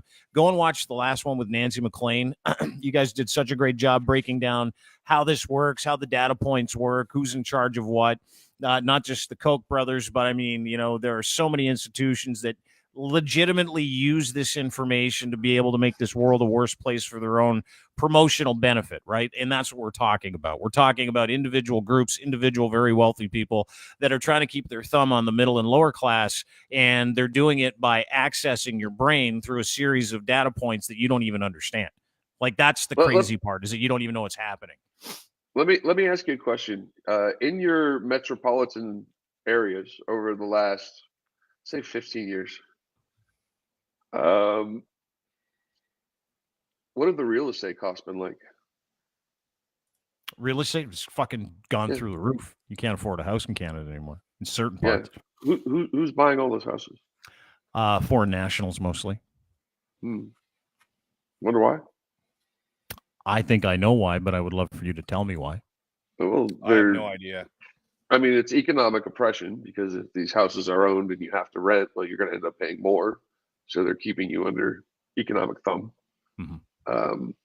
They're also, well, things are going to start crashing down if we really did what we were supposed to. Because, I mean, you look at the rich do not have borders like we do. If you look at who bought Jared Kushner's building, I forget if it was the 666 one. It was the one that had the huge sculpture in the foyer when you walked in. Very, very famous sculpture by a Japanese woman. It was bought by a Canadian construction magnate out of Toronto, whose wife is an art collector. And shortly after they bought it, it had to be removed for cleaning. I wonder if the same one will go back in, if it'll be a counterfeit. No one will ever know. You never know. That's the fun part of this, right? Research. Please follow this man at Radicalized Pod is where you can find him. He's been kicked off Twitter 43 times, so you won't find him there. I think you've got an Nor will you find me on LinkedIn. Are you on LinkedIn? Are you back on LinkedIn? I thought you got kicked off. No, I never will be. I've been kicked off on LinkedIn 4 times. Oh, fuck, dude. Because stop speaking the truth. Because the people who own LinkedIn need to shut me the fuck up. The guy who founded it is a fellow named Reid Hoffman. Guess what? He worked at PayPal with Peter Thiel and Joe Lonsdale. It's crazy how they all came out of PayPal, right? Joe Lonsdale's Planeteer. Just saying this out loud, Elon I'm not Musk on- with I'm not PayPal. on All these guys are PayPal. the same. I know. I am. It makes me feel bad. Anyway, listen, Hi-Fi, thanks for doing this. Really appreciate you shedding some light on, how this whole thing works, who's connected to what. There's so much to fucking do, and there's so much to understand yet. But every time we have you on, you breathe a little more life into trying to understand the landscape and who's being activated, what the purpose is. And for you to give us your time like this and expertise, obviously we greatly appreciate it, right? And thanks for shitting on Pierre Poilievre too. That was fun. And I want to try your weed. I still Yeah. want to try your weed. Yeah. We'll hang out sometime, and High Fidelity will do. as a matter of fact, what's Jimmy? Jimmy? Yeah, Jimmy. Yeah. We need to get Jimmy, because I need to explain some things to Jimmy that will help, because you got to handle your business, bro. You can't have garbage laying around your crib. Like, what the fuck? Don't even get me Come on, Jimmy. I'm gonna help you out, bro. All right, we'll get you on with Jimmy next time. We're gonna get you well dressed.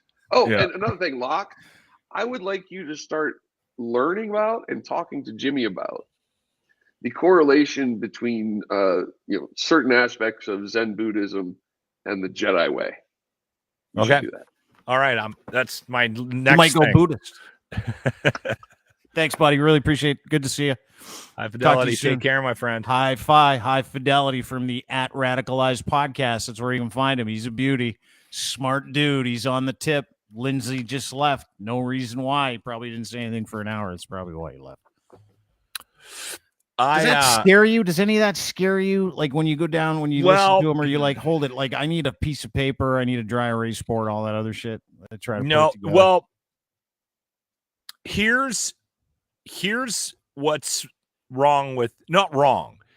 Here's the difference between Lachlan and High Fidelity.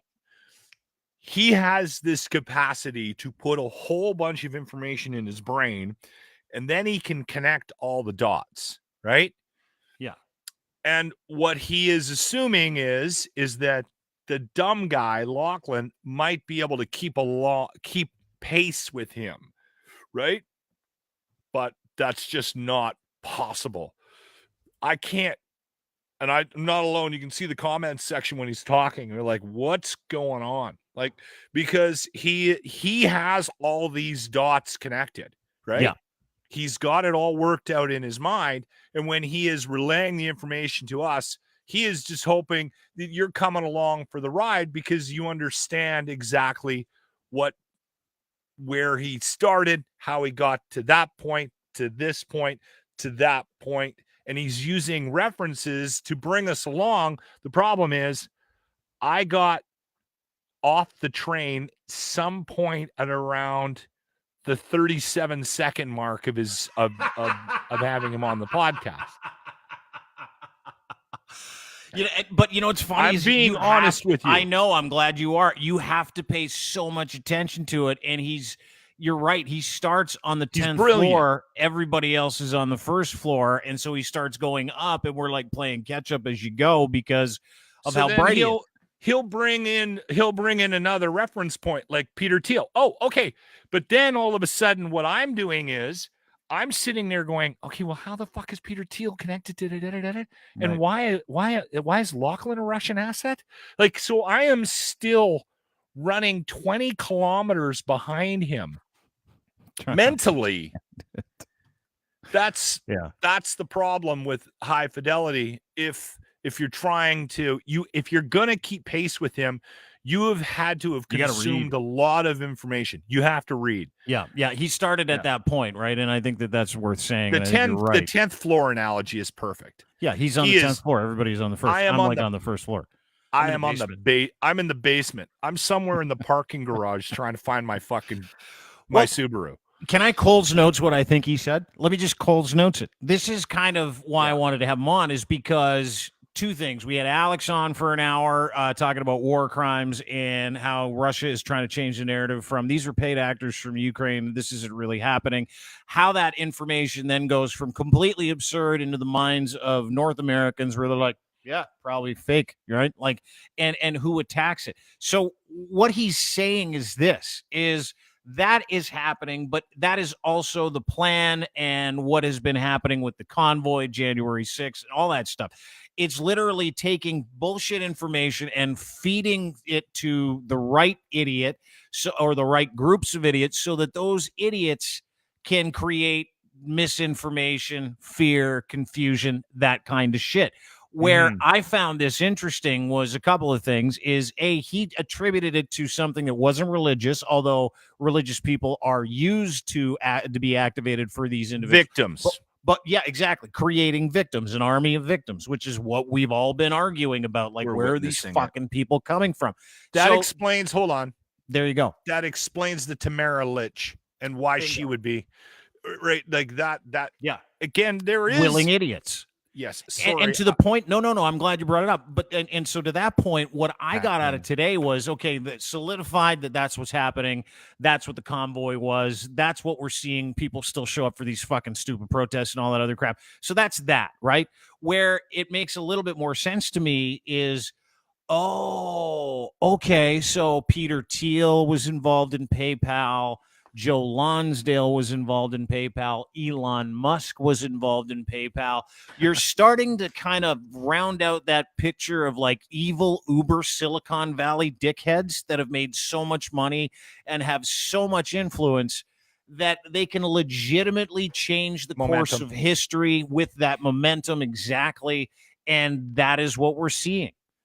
Like, that's kind of, do you understand that? That's how I process what he was saying. I think there's a simpler way of trying to explain and connect the dots if you're not high fidelity and you don't have the capacity to do that. I think, listen, if you're ever wondering why something is done, if you're ever, and this has been a hard lesson for me, because I live in this world, I live in this idealistic world where I want people to do things and be involved in things and care about shit for the right reasons. That's not the world that we live in. Unfortunately, we live in a world where if you're wondering why something happened, follow the money. There's always a money reason behind, not always, 99% of the time, there's a money reason attached to whatever, or power behind what it is that we're dealing with, whether it's war or abuse, or, I mean, it's the evil that we all live with. And unfortunately, even when we've created these environments or these structures politically to try to counter that, we end up with a situation where Russia, and you got 110 people with 70% of the fucking wealth in that country. It's a communist country. That's not how that thing was built. It was supposed to be built on a utopian, everyone shares everything, right? It just doesn't work. Our capitalist society here, there's a version of it in the States. There's a version of it in Canada. There's different versions of the capitalist democracy world that we live in. And there's fucking problems with that as well, right? Yeah, but the society we live in empowers that. Like, there are no checks and balances on guys like Peter Thiel, Elon Musk, Joe Lonsdale, any of these fucks who are knee deep in information, know how to use it, know how to disseminate it, and activate people with it. Like, that's what we're talking about. That's why the Koch brothers, most powerful fucking losers on the planet, biggest venture capitalists in the world, that is how they hit home run after home run after home run. They don't just use it in business. They use it to create opportunity in business. They use it to create opportunity, and they use it to change the temperature in different countries so that they can take advantage of shit. Dude, it is so deep. Information and data points are so important to people, which is what I'm trying to get people to understand, is that you can legitimately hack someone's brain. Yes, and I get that, and I understand that. But I also think that it's important to make sure that what high fidelity is talking about doesn't get, and you brought it up, you alluded to it just as we were signing off with him. He is representative of conspiracy thinking on his side of it. Yeah. And I need to, and this is how I protect myself, and I'm part of the problem. I need to live in a world where I don't think there's 5 or 6 families behind a curtain pulling strings, deciding how we all live our lives. I can't live in that world. I can't. I don't think that's the case, but we do live in a world where several dozen organizations, individuals that are not accountable because of how much money and influence they have utilize this stuff to be able to pull those strings. Exactly. And we can highlight that with a perfect example. A recent one that everyone is talking about right now. Elon Musk, regardless of whether or not he did it for any motive, like let's just leave the motive out of it. Mm-hmm. He looks at Twitter and he goes, all right, how much does everybody own? I can be a controlling shareholder of Twitter based on the wealth that I have generated in my life by purchasing $3 billion worth, which gets me 9.2% of the company. Okay. I'm going to force my way onto the board of directors. You and I both know, you noticed it in the email that came out to congratulate him from the fucking CEO of the fucking company. You can tell by the comments that High Fidelity made, by the stunts that he pulled leading up to the announcement that he is now a 9.2% shareholder of this. What happens when he ends up purchasing that? The stock goes up and he makes $600 million in 12 hours. On his original investment. So he does two things. He makes $600 million. Linz is back, so happy. He makes $600 million with one tweet. Done. So the point I'm trying to make is that you can remove the intention of, or you can remove this conversation about Elon Musk being one of the 6 families or 10 families behind the screens doing all this stuff. He is motivated by money, and he does a lot of this stuff because he fucking can. And he has the power and the ability to do it because he's one of the richest men in the world. The richest man in the world. The richest man in the world, unless you're counting Putin's wealth. Linz, what do you think? I got nothing. He was so dry. I'm gonna tell you. I'll be honest. There's an extreme QAnon-esque side to both sides of every story, and I'm not gonna discount what he has to say, but I don't agree with the rabbit hole chasing that we do on either side, unless there's something in front of me with a document or a video or somebody with a name that can put some credence into it. I just can't. I don't subscribe to that sort of a thought. We can have all the theories we want, and all we do is spend a lot of time bashing people on the other side that do the exact same thing that we just spent an hour doing on this show. And I just don't feel comfortable with it myself. I just don't. It feels very hypocritical to what we normally do. What, like taking a shit on? Well, I said that just to understand what you're saying. What you're saying is that going through that process without receipts was what bothered you. Is that correct? Yeah, because that's what the alt-right does. We're talking about Elon Musk cutting some chick's stomach up. Like, come on. What are we doing? Well, no, it was a reference point, and I went and looked it up, and I couldn't find any pictures. As I was looking up Joe Lonsdale and his assault of his girlfriend, that is accurate. She was charged. She charged him with all kinds of horrific abuse. That was later settled out of court. No one saw the light of day after that. So I was fact checking as we went. Individually, I'd have to go back, but nothing that he said that I found as I was fact checking was made up. I understand what Lynn's, but I understand what you're saying too. Yeah. Yeah. I just, like Bill Cosby living down the street from Jeffrey Epstein shit. Like that, like who cares? Like that's got there's no correlation there. There's no causation caused by the correlation that you can, like it literally paints a picture and it paints a mood and it paints an aura of conspiratorial thought, which discredits actual things where people are like me, I just did it. Because I like Locke said, you're 20 steps behind when somebody keeps doing this.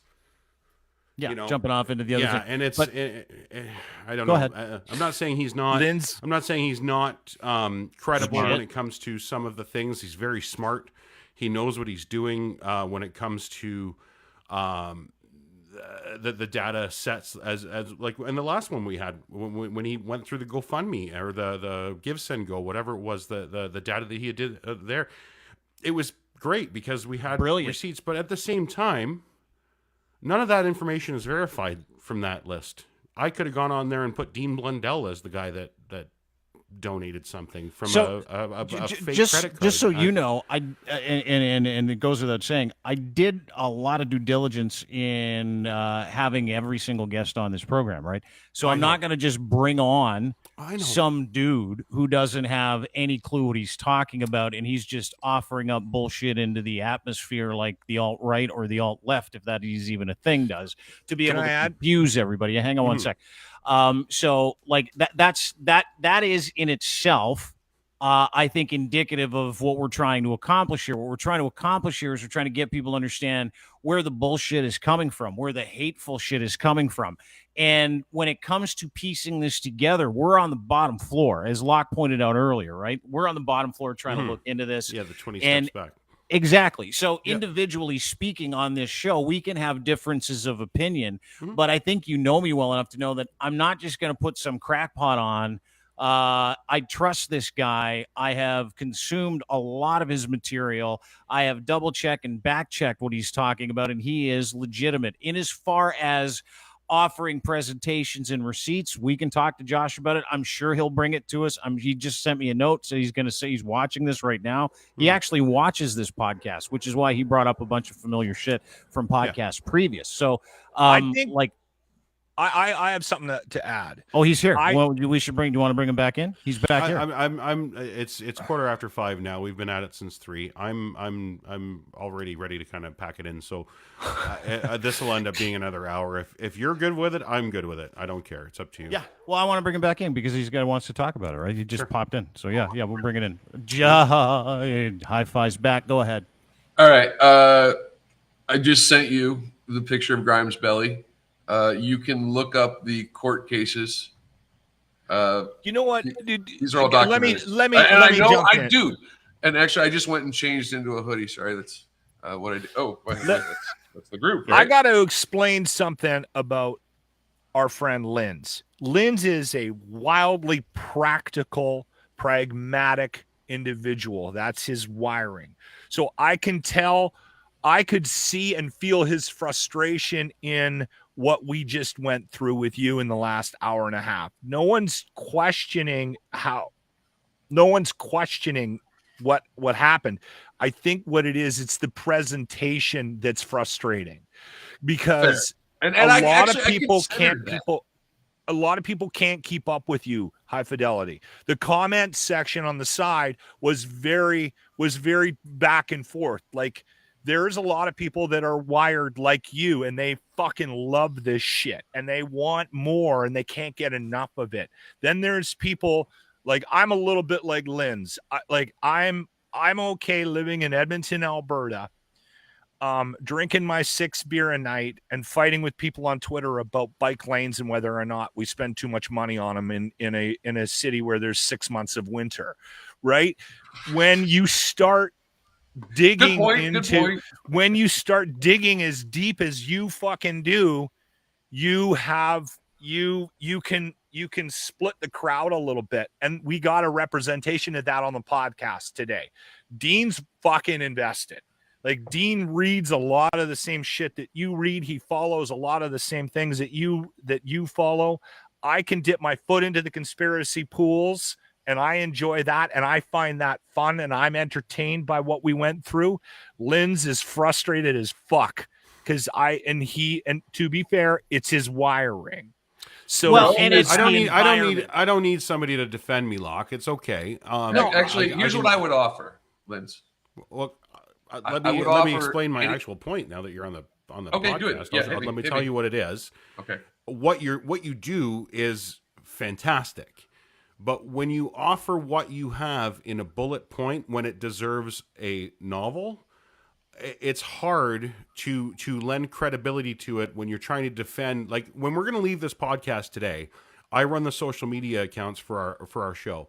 I'm going to face a shitload of people saying, "What the hell is he talking about? This doesn't make any sense." And I'll be like, I can't defend it because I didn't sit here for 25 hours and read about some guy that lived next to Jeffrey Epstein on this day because he worked at this place at PayPal. Like I can't do it.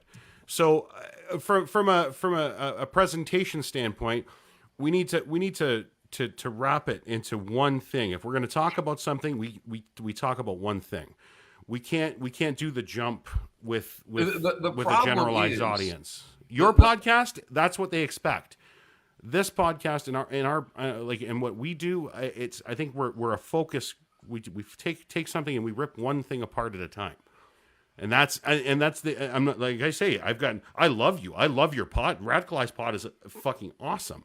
But for what we are here for and what we do, it seems very it's so surreal. The truth is surreal. And yes. It's absolutely correct. It almost seems fictional how crazy the truth actually is. But if you're not doing that micro examination, that post-mortem on every single thing like you guys do, it comes across as an absolute, it's no different than QAnon. And I don't disagree. What I will offer in rebuttal is, God, you're going to make me do homework, dude. I'm sorry. But no, what I will offer is I will put together sources for you backing everything I say, and even going a little bit further. And what I do is known as open source intelligence, right? Like there are books written about this stuff where you can find information. It's a fascinating hobby. It just took me to some very dark places. But now that I've been to these very dark places, I'm going to shine a light in every single one I can. Yeah.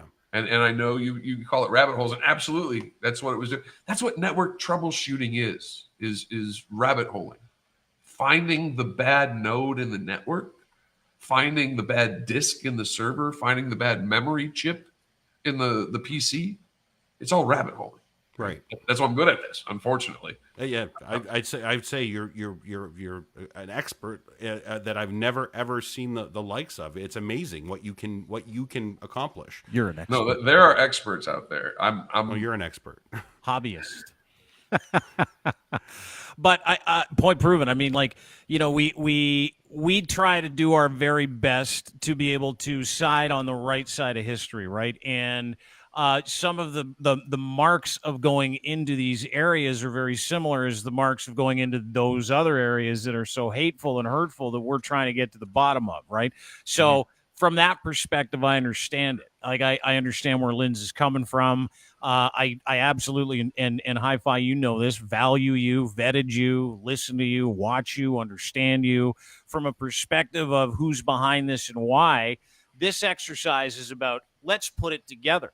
Let's figure out who's using what and why and who the victims are. And the victim, believe it or not, is you. It's us. It's me. It's every single one of us. It's uncomfortable talking about the way things are that we don't like because this isn't how we grew up. And so, of course, there's going to be growing pains in understanding that conversation. And bringing people like this together to be able to fucking figure it out is all I give a fuck about. So being able to share honest opinions is one thing. Coming into a conversation where someone knows so much more about everybody else is something totally different because it gives that air. So I understand that from your perspective, but I also appreciate, Ryan, I appreciate you actually coming in and going, hang on, guys, like, are we doing the same thing that they're doing? And, you know, we're in this kind of entertainment information medium where we don't sometimes get to the bottom of those things and might not present them as definitively as we'd like to, but we're still going down those roads. And this is just like, you know, they say this in psychology, conflict is growth trying to take place.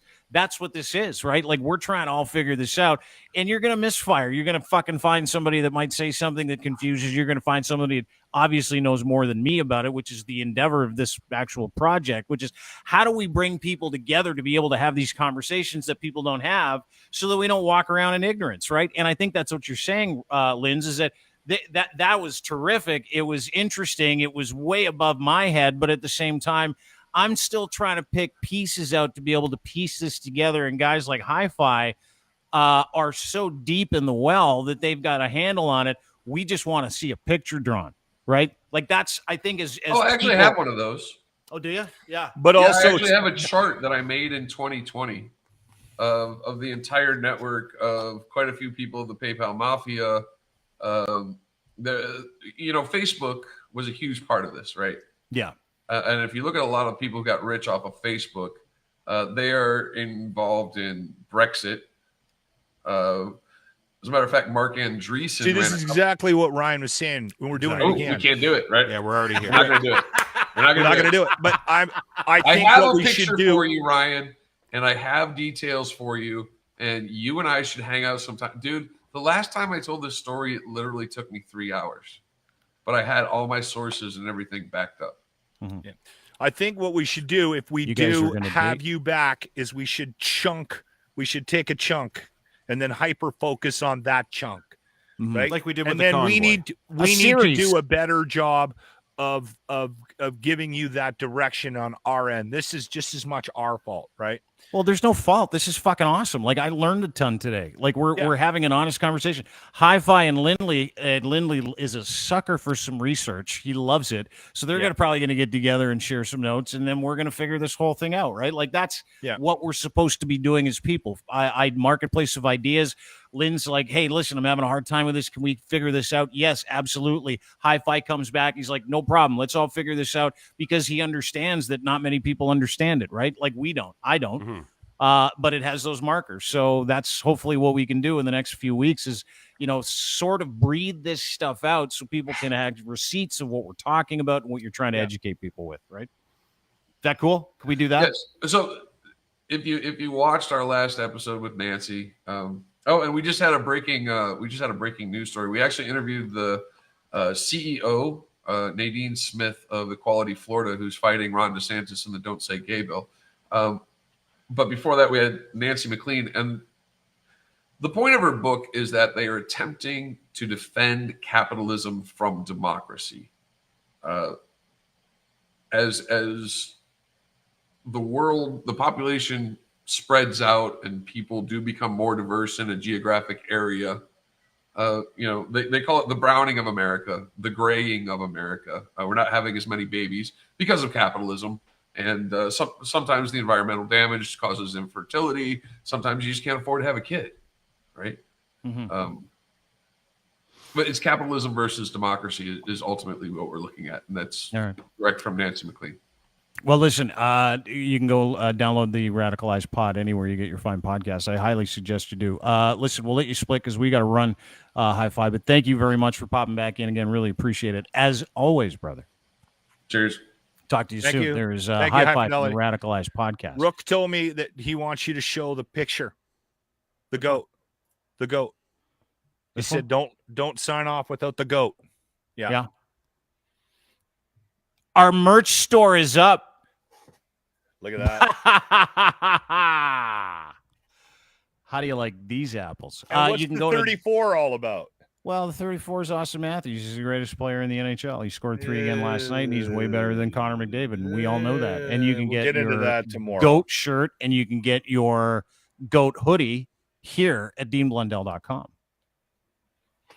Isn't that nice? You can also get, as promised, a GFY shirt.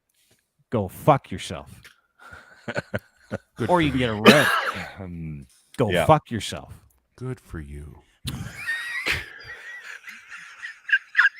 All right. Or I'm going to go walk the dog. Go fuck yourself mug. Or we don't take PayPal either, guys. I heard. Yeah. Well, I'm going to stay on fucking crypto. Fuck high fidelity. As you should. Thanks for that uncomfortable last hour, fellas. That was a lot of fun. You're welcome. It's what we do. It's what we do. Lynn's It's either couldn't that help or I it. was going to talk about the shit I had or the size of my balls. So fucking pick your poison. I would have taken that. I would have been fine. What, the balls? I love Rhiannon, lock shit I am stories. They're like my walking favorite the thing in the dog world. the same direction I walk him every time. Don't even go there. All right, boys. Linz, you look good today, brother. You look You're good. a very handsome fella. All right. I love a you lot guys. of fun.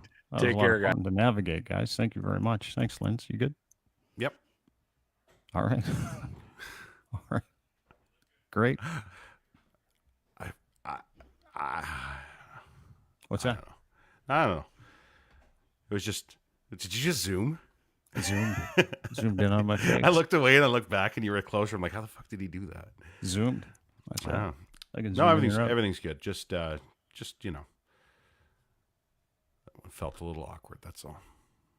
Yeah. A little bit.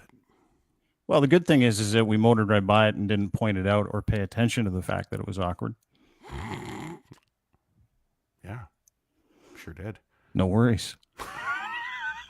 Try again How tomorrow. long have we been off the air? No, we're on now. Oh. 2:20. 2 hours and 20 minutes of awkward. I'm just kidding. I'm a fan of his pod. I love his pod. I love to listen, and it's one of those things you zen out and can focus on. It's just This pod? No. Or his pod? Radicalized pod. At Radicalized Pod, you can get it. You got to listen Great. to it. Yeah, it's All really right. good. But you got to focus. You got to focus Pay on attention. it. Yeah, That's you right. do. Thanks for doing this, dude. Appreciate it. Love you, pal. Love you too. Talk to you soon. Ciao. There you go. Some real life for everybody today. That's real life. We had confusion. We had personal emotions. We had some coercion. If you ask me, Dean, what's the best part of your job? It's getting everybody together live. It really is, seeing how people interact and stuff like that. If you said to me, what is the part of this job you like the least? It's trying to head off different things at the pass. Like, that guy didn't like something, so he's going to say something to this guy. That guy likes something, and he's going to take it in a different direction. This guy goes here. This guy goes there. And all of it valid, right? All of it valid. But the one thing that I come back to all the time when we do these shows, is the fact that people give us their time, right? You had 4 people on this show donate time to try and entertain you. And in it, you got real life. You did. You got subjection. You've got upsettedness. You got anger. You got happiness. You got relief. You got all of it. And it was all real. Like, all that shit was real. As uncomfortable as you were, hey. But at the end, we all came together to figure it out. Maybe. I don't know. What's more is, I don't care. Do you know why I don't care? Because we did it. 2 minutes, we'll be done. And we'll do it again tomorrow. And we learn, and we grow, or not. Either way, I'm super appreciative that Hi-Fi could join us today. Really grateful for Ryan's time. Very grateful for Lachlan's time. As always, nothing is going to be the way you envision it to be. So what do you got left? You do the best with what you got, and that's what we did. We're content wizards. Jen just said that. Have a great day, everybody. Appreciate you being here. Everybody, including you, for watching, commenting, all the other stuff that we did today. Thanks to Josh for joining us. Thanks to everybody else for being part of the show. Thoroughly entertained by all of it, even the interpersonal stuff. I could sell tickets to it. It's like my favorite thing. Uncomfortable is my favorite emotion. Remember that. It's unintended content. Everybody will talk about it. Either way, herding cats is what we do here. Thanks for being a part of it. Appreciate it. Don't forget to say hi to our friends over at Domination. Dominate with content by going to domination.com, DMNTN.com. That's how you do that. All you do, very simple, is you use them for things like content promos, stuff like one file like this. You give it to them. They send it back with 72 promos.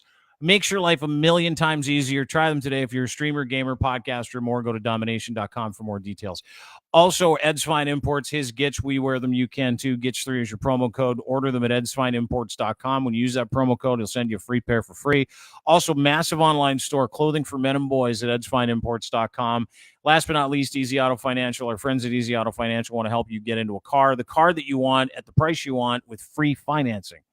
They take care of all the financing too. Free financing at deanblundell.com. Check that out today. They're our friends. They want to be your friends, making buying a car totally easy, turnkey, taking the fear out of getting your credit checked because they don't give two shits, by the way. So go to easyautofinancial.ca for more details. Have a great day, everybody. Really appreciate you being part of the show, and we'll see you tomorrow for what promises to be easily a much more comfortable program. Have a great day, everybody.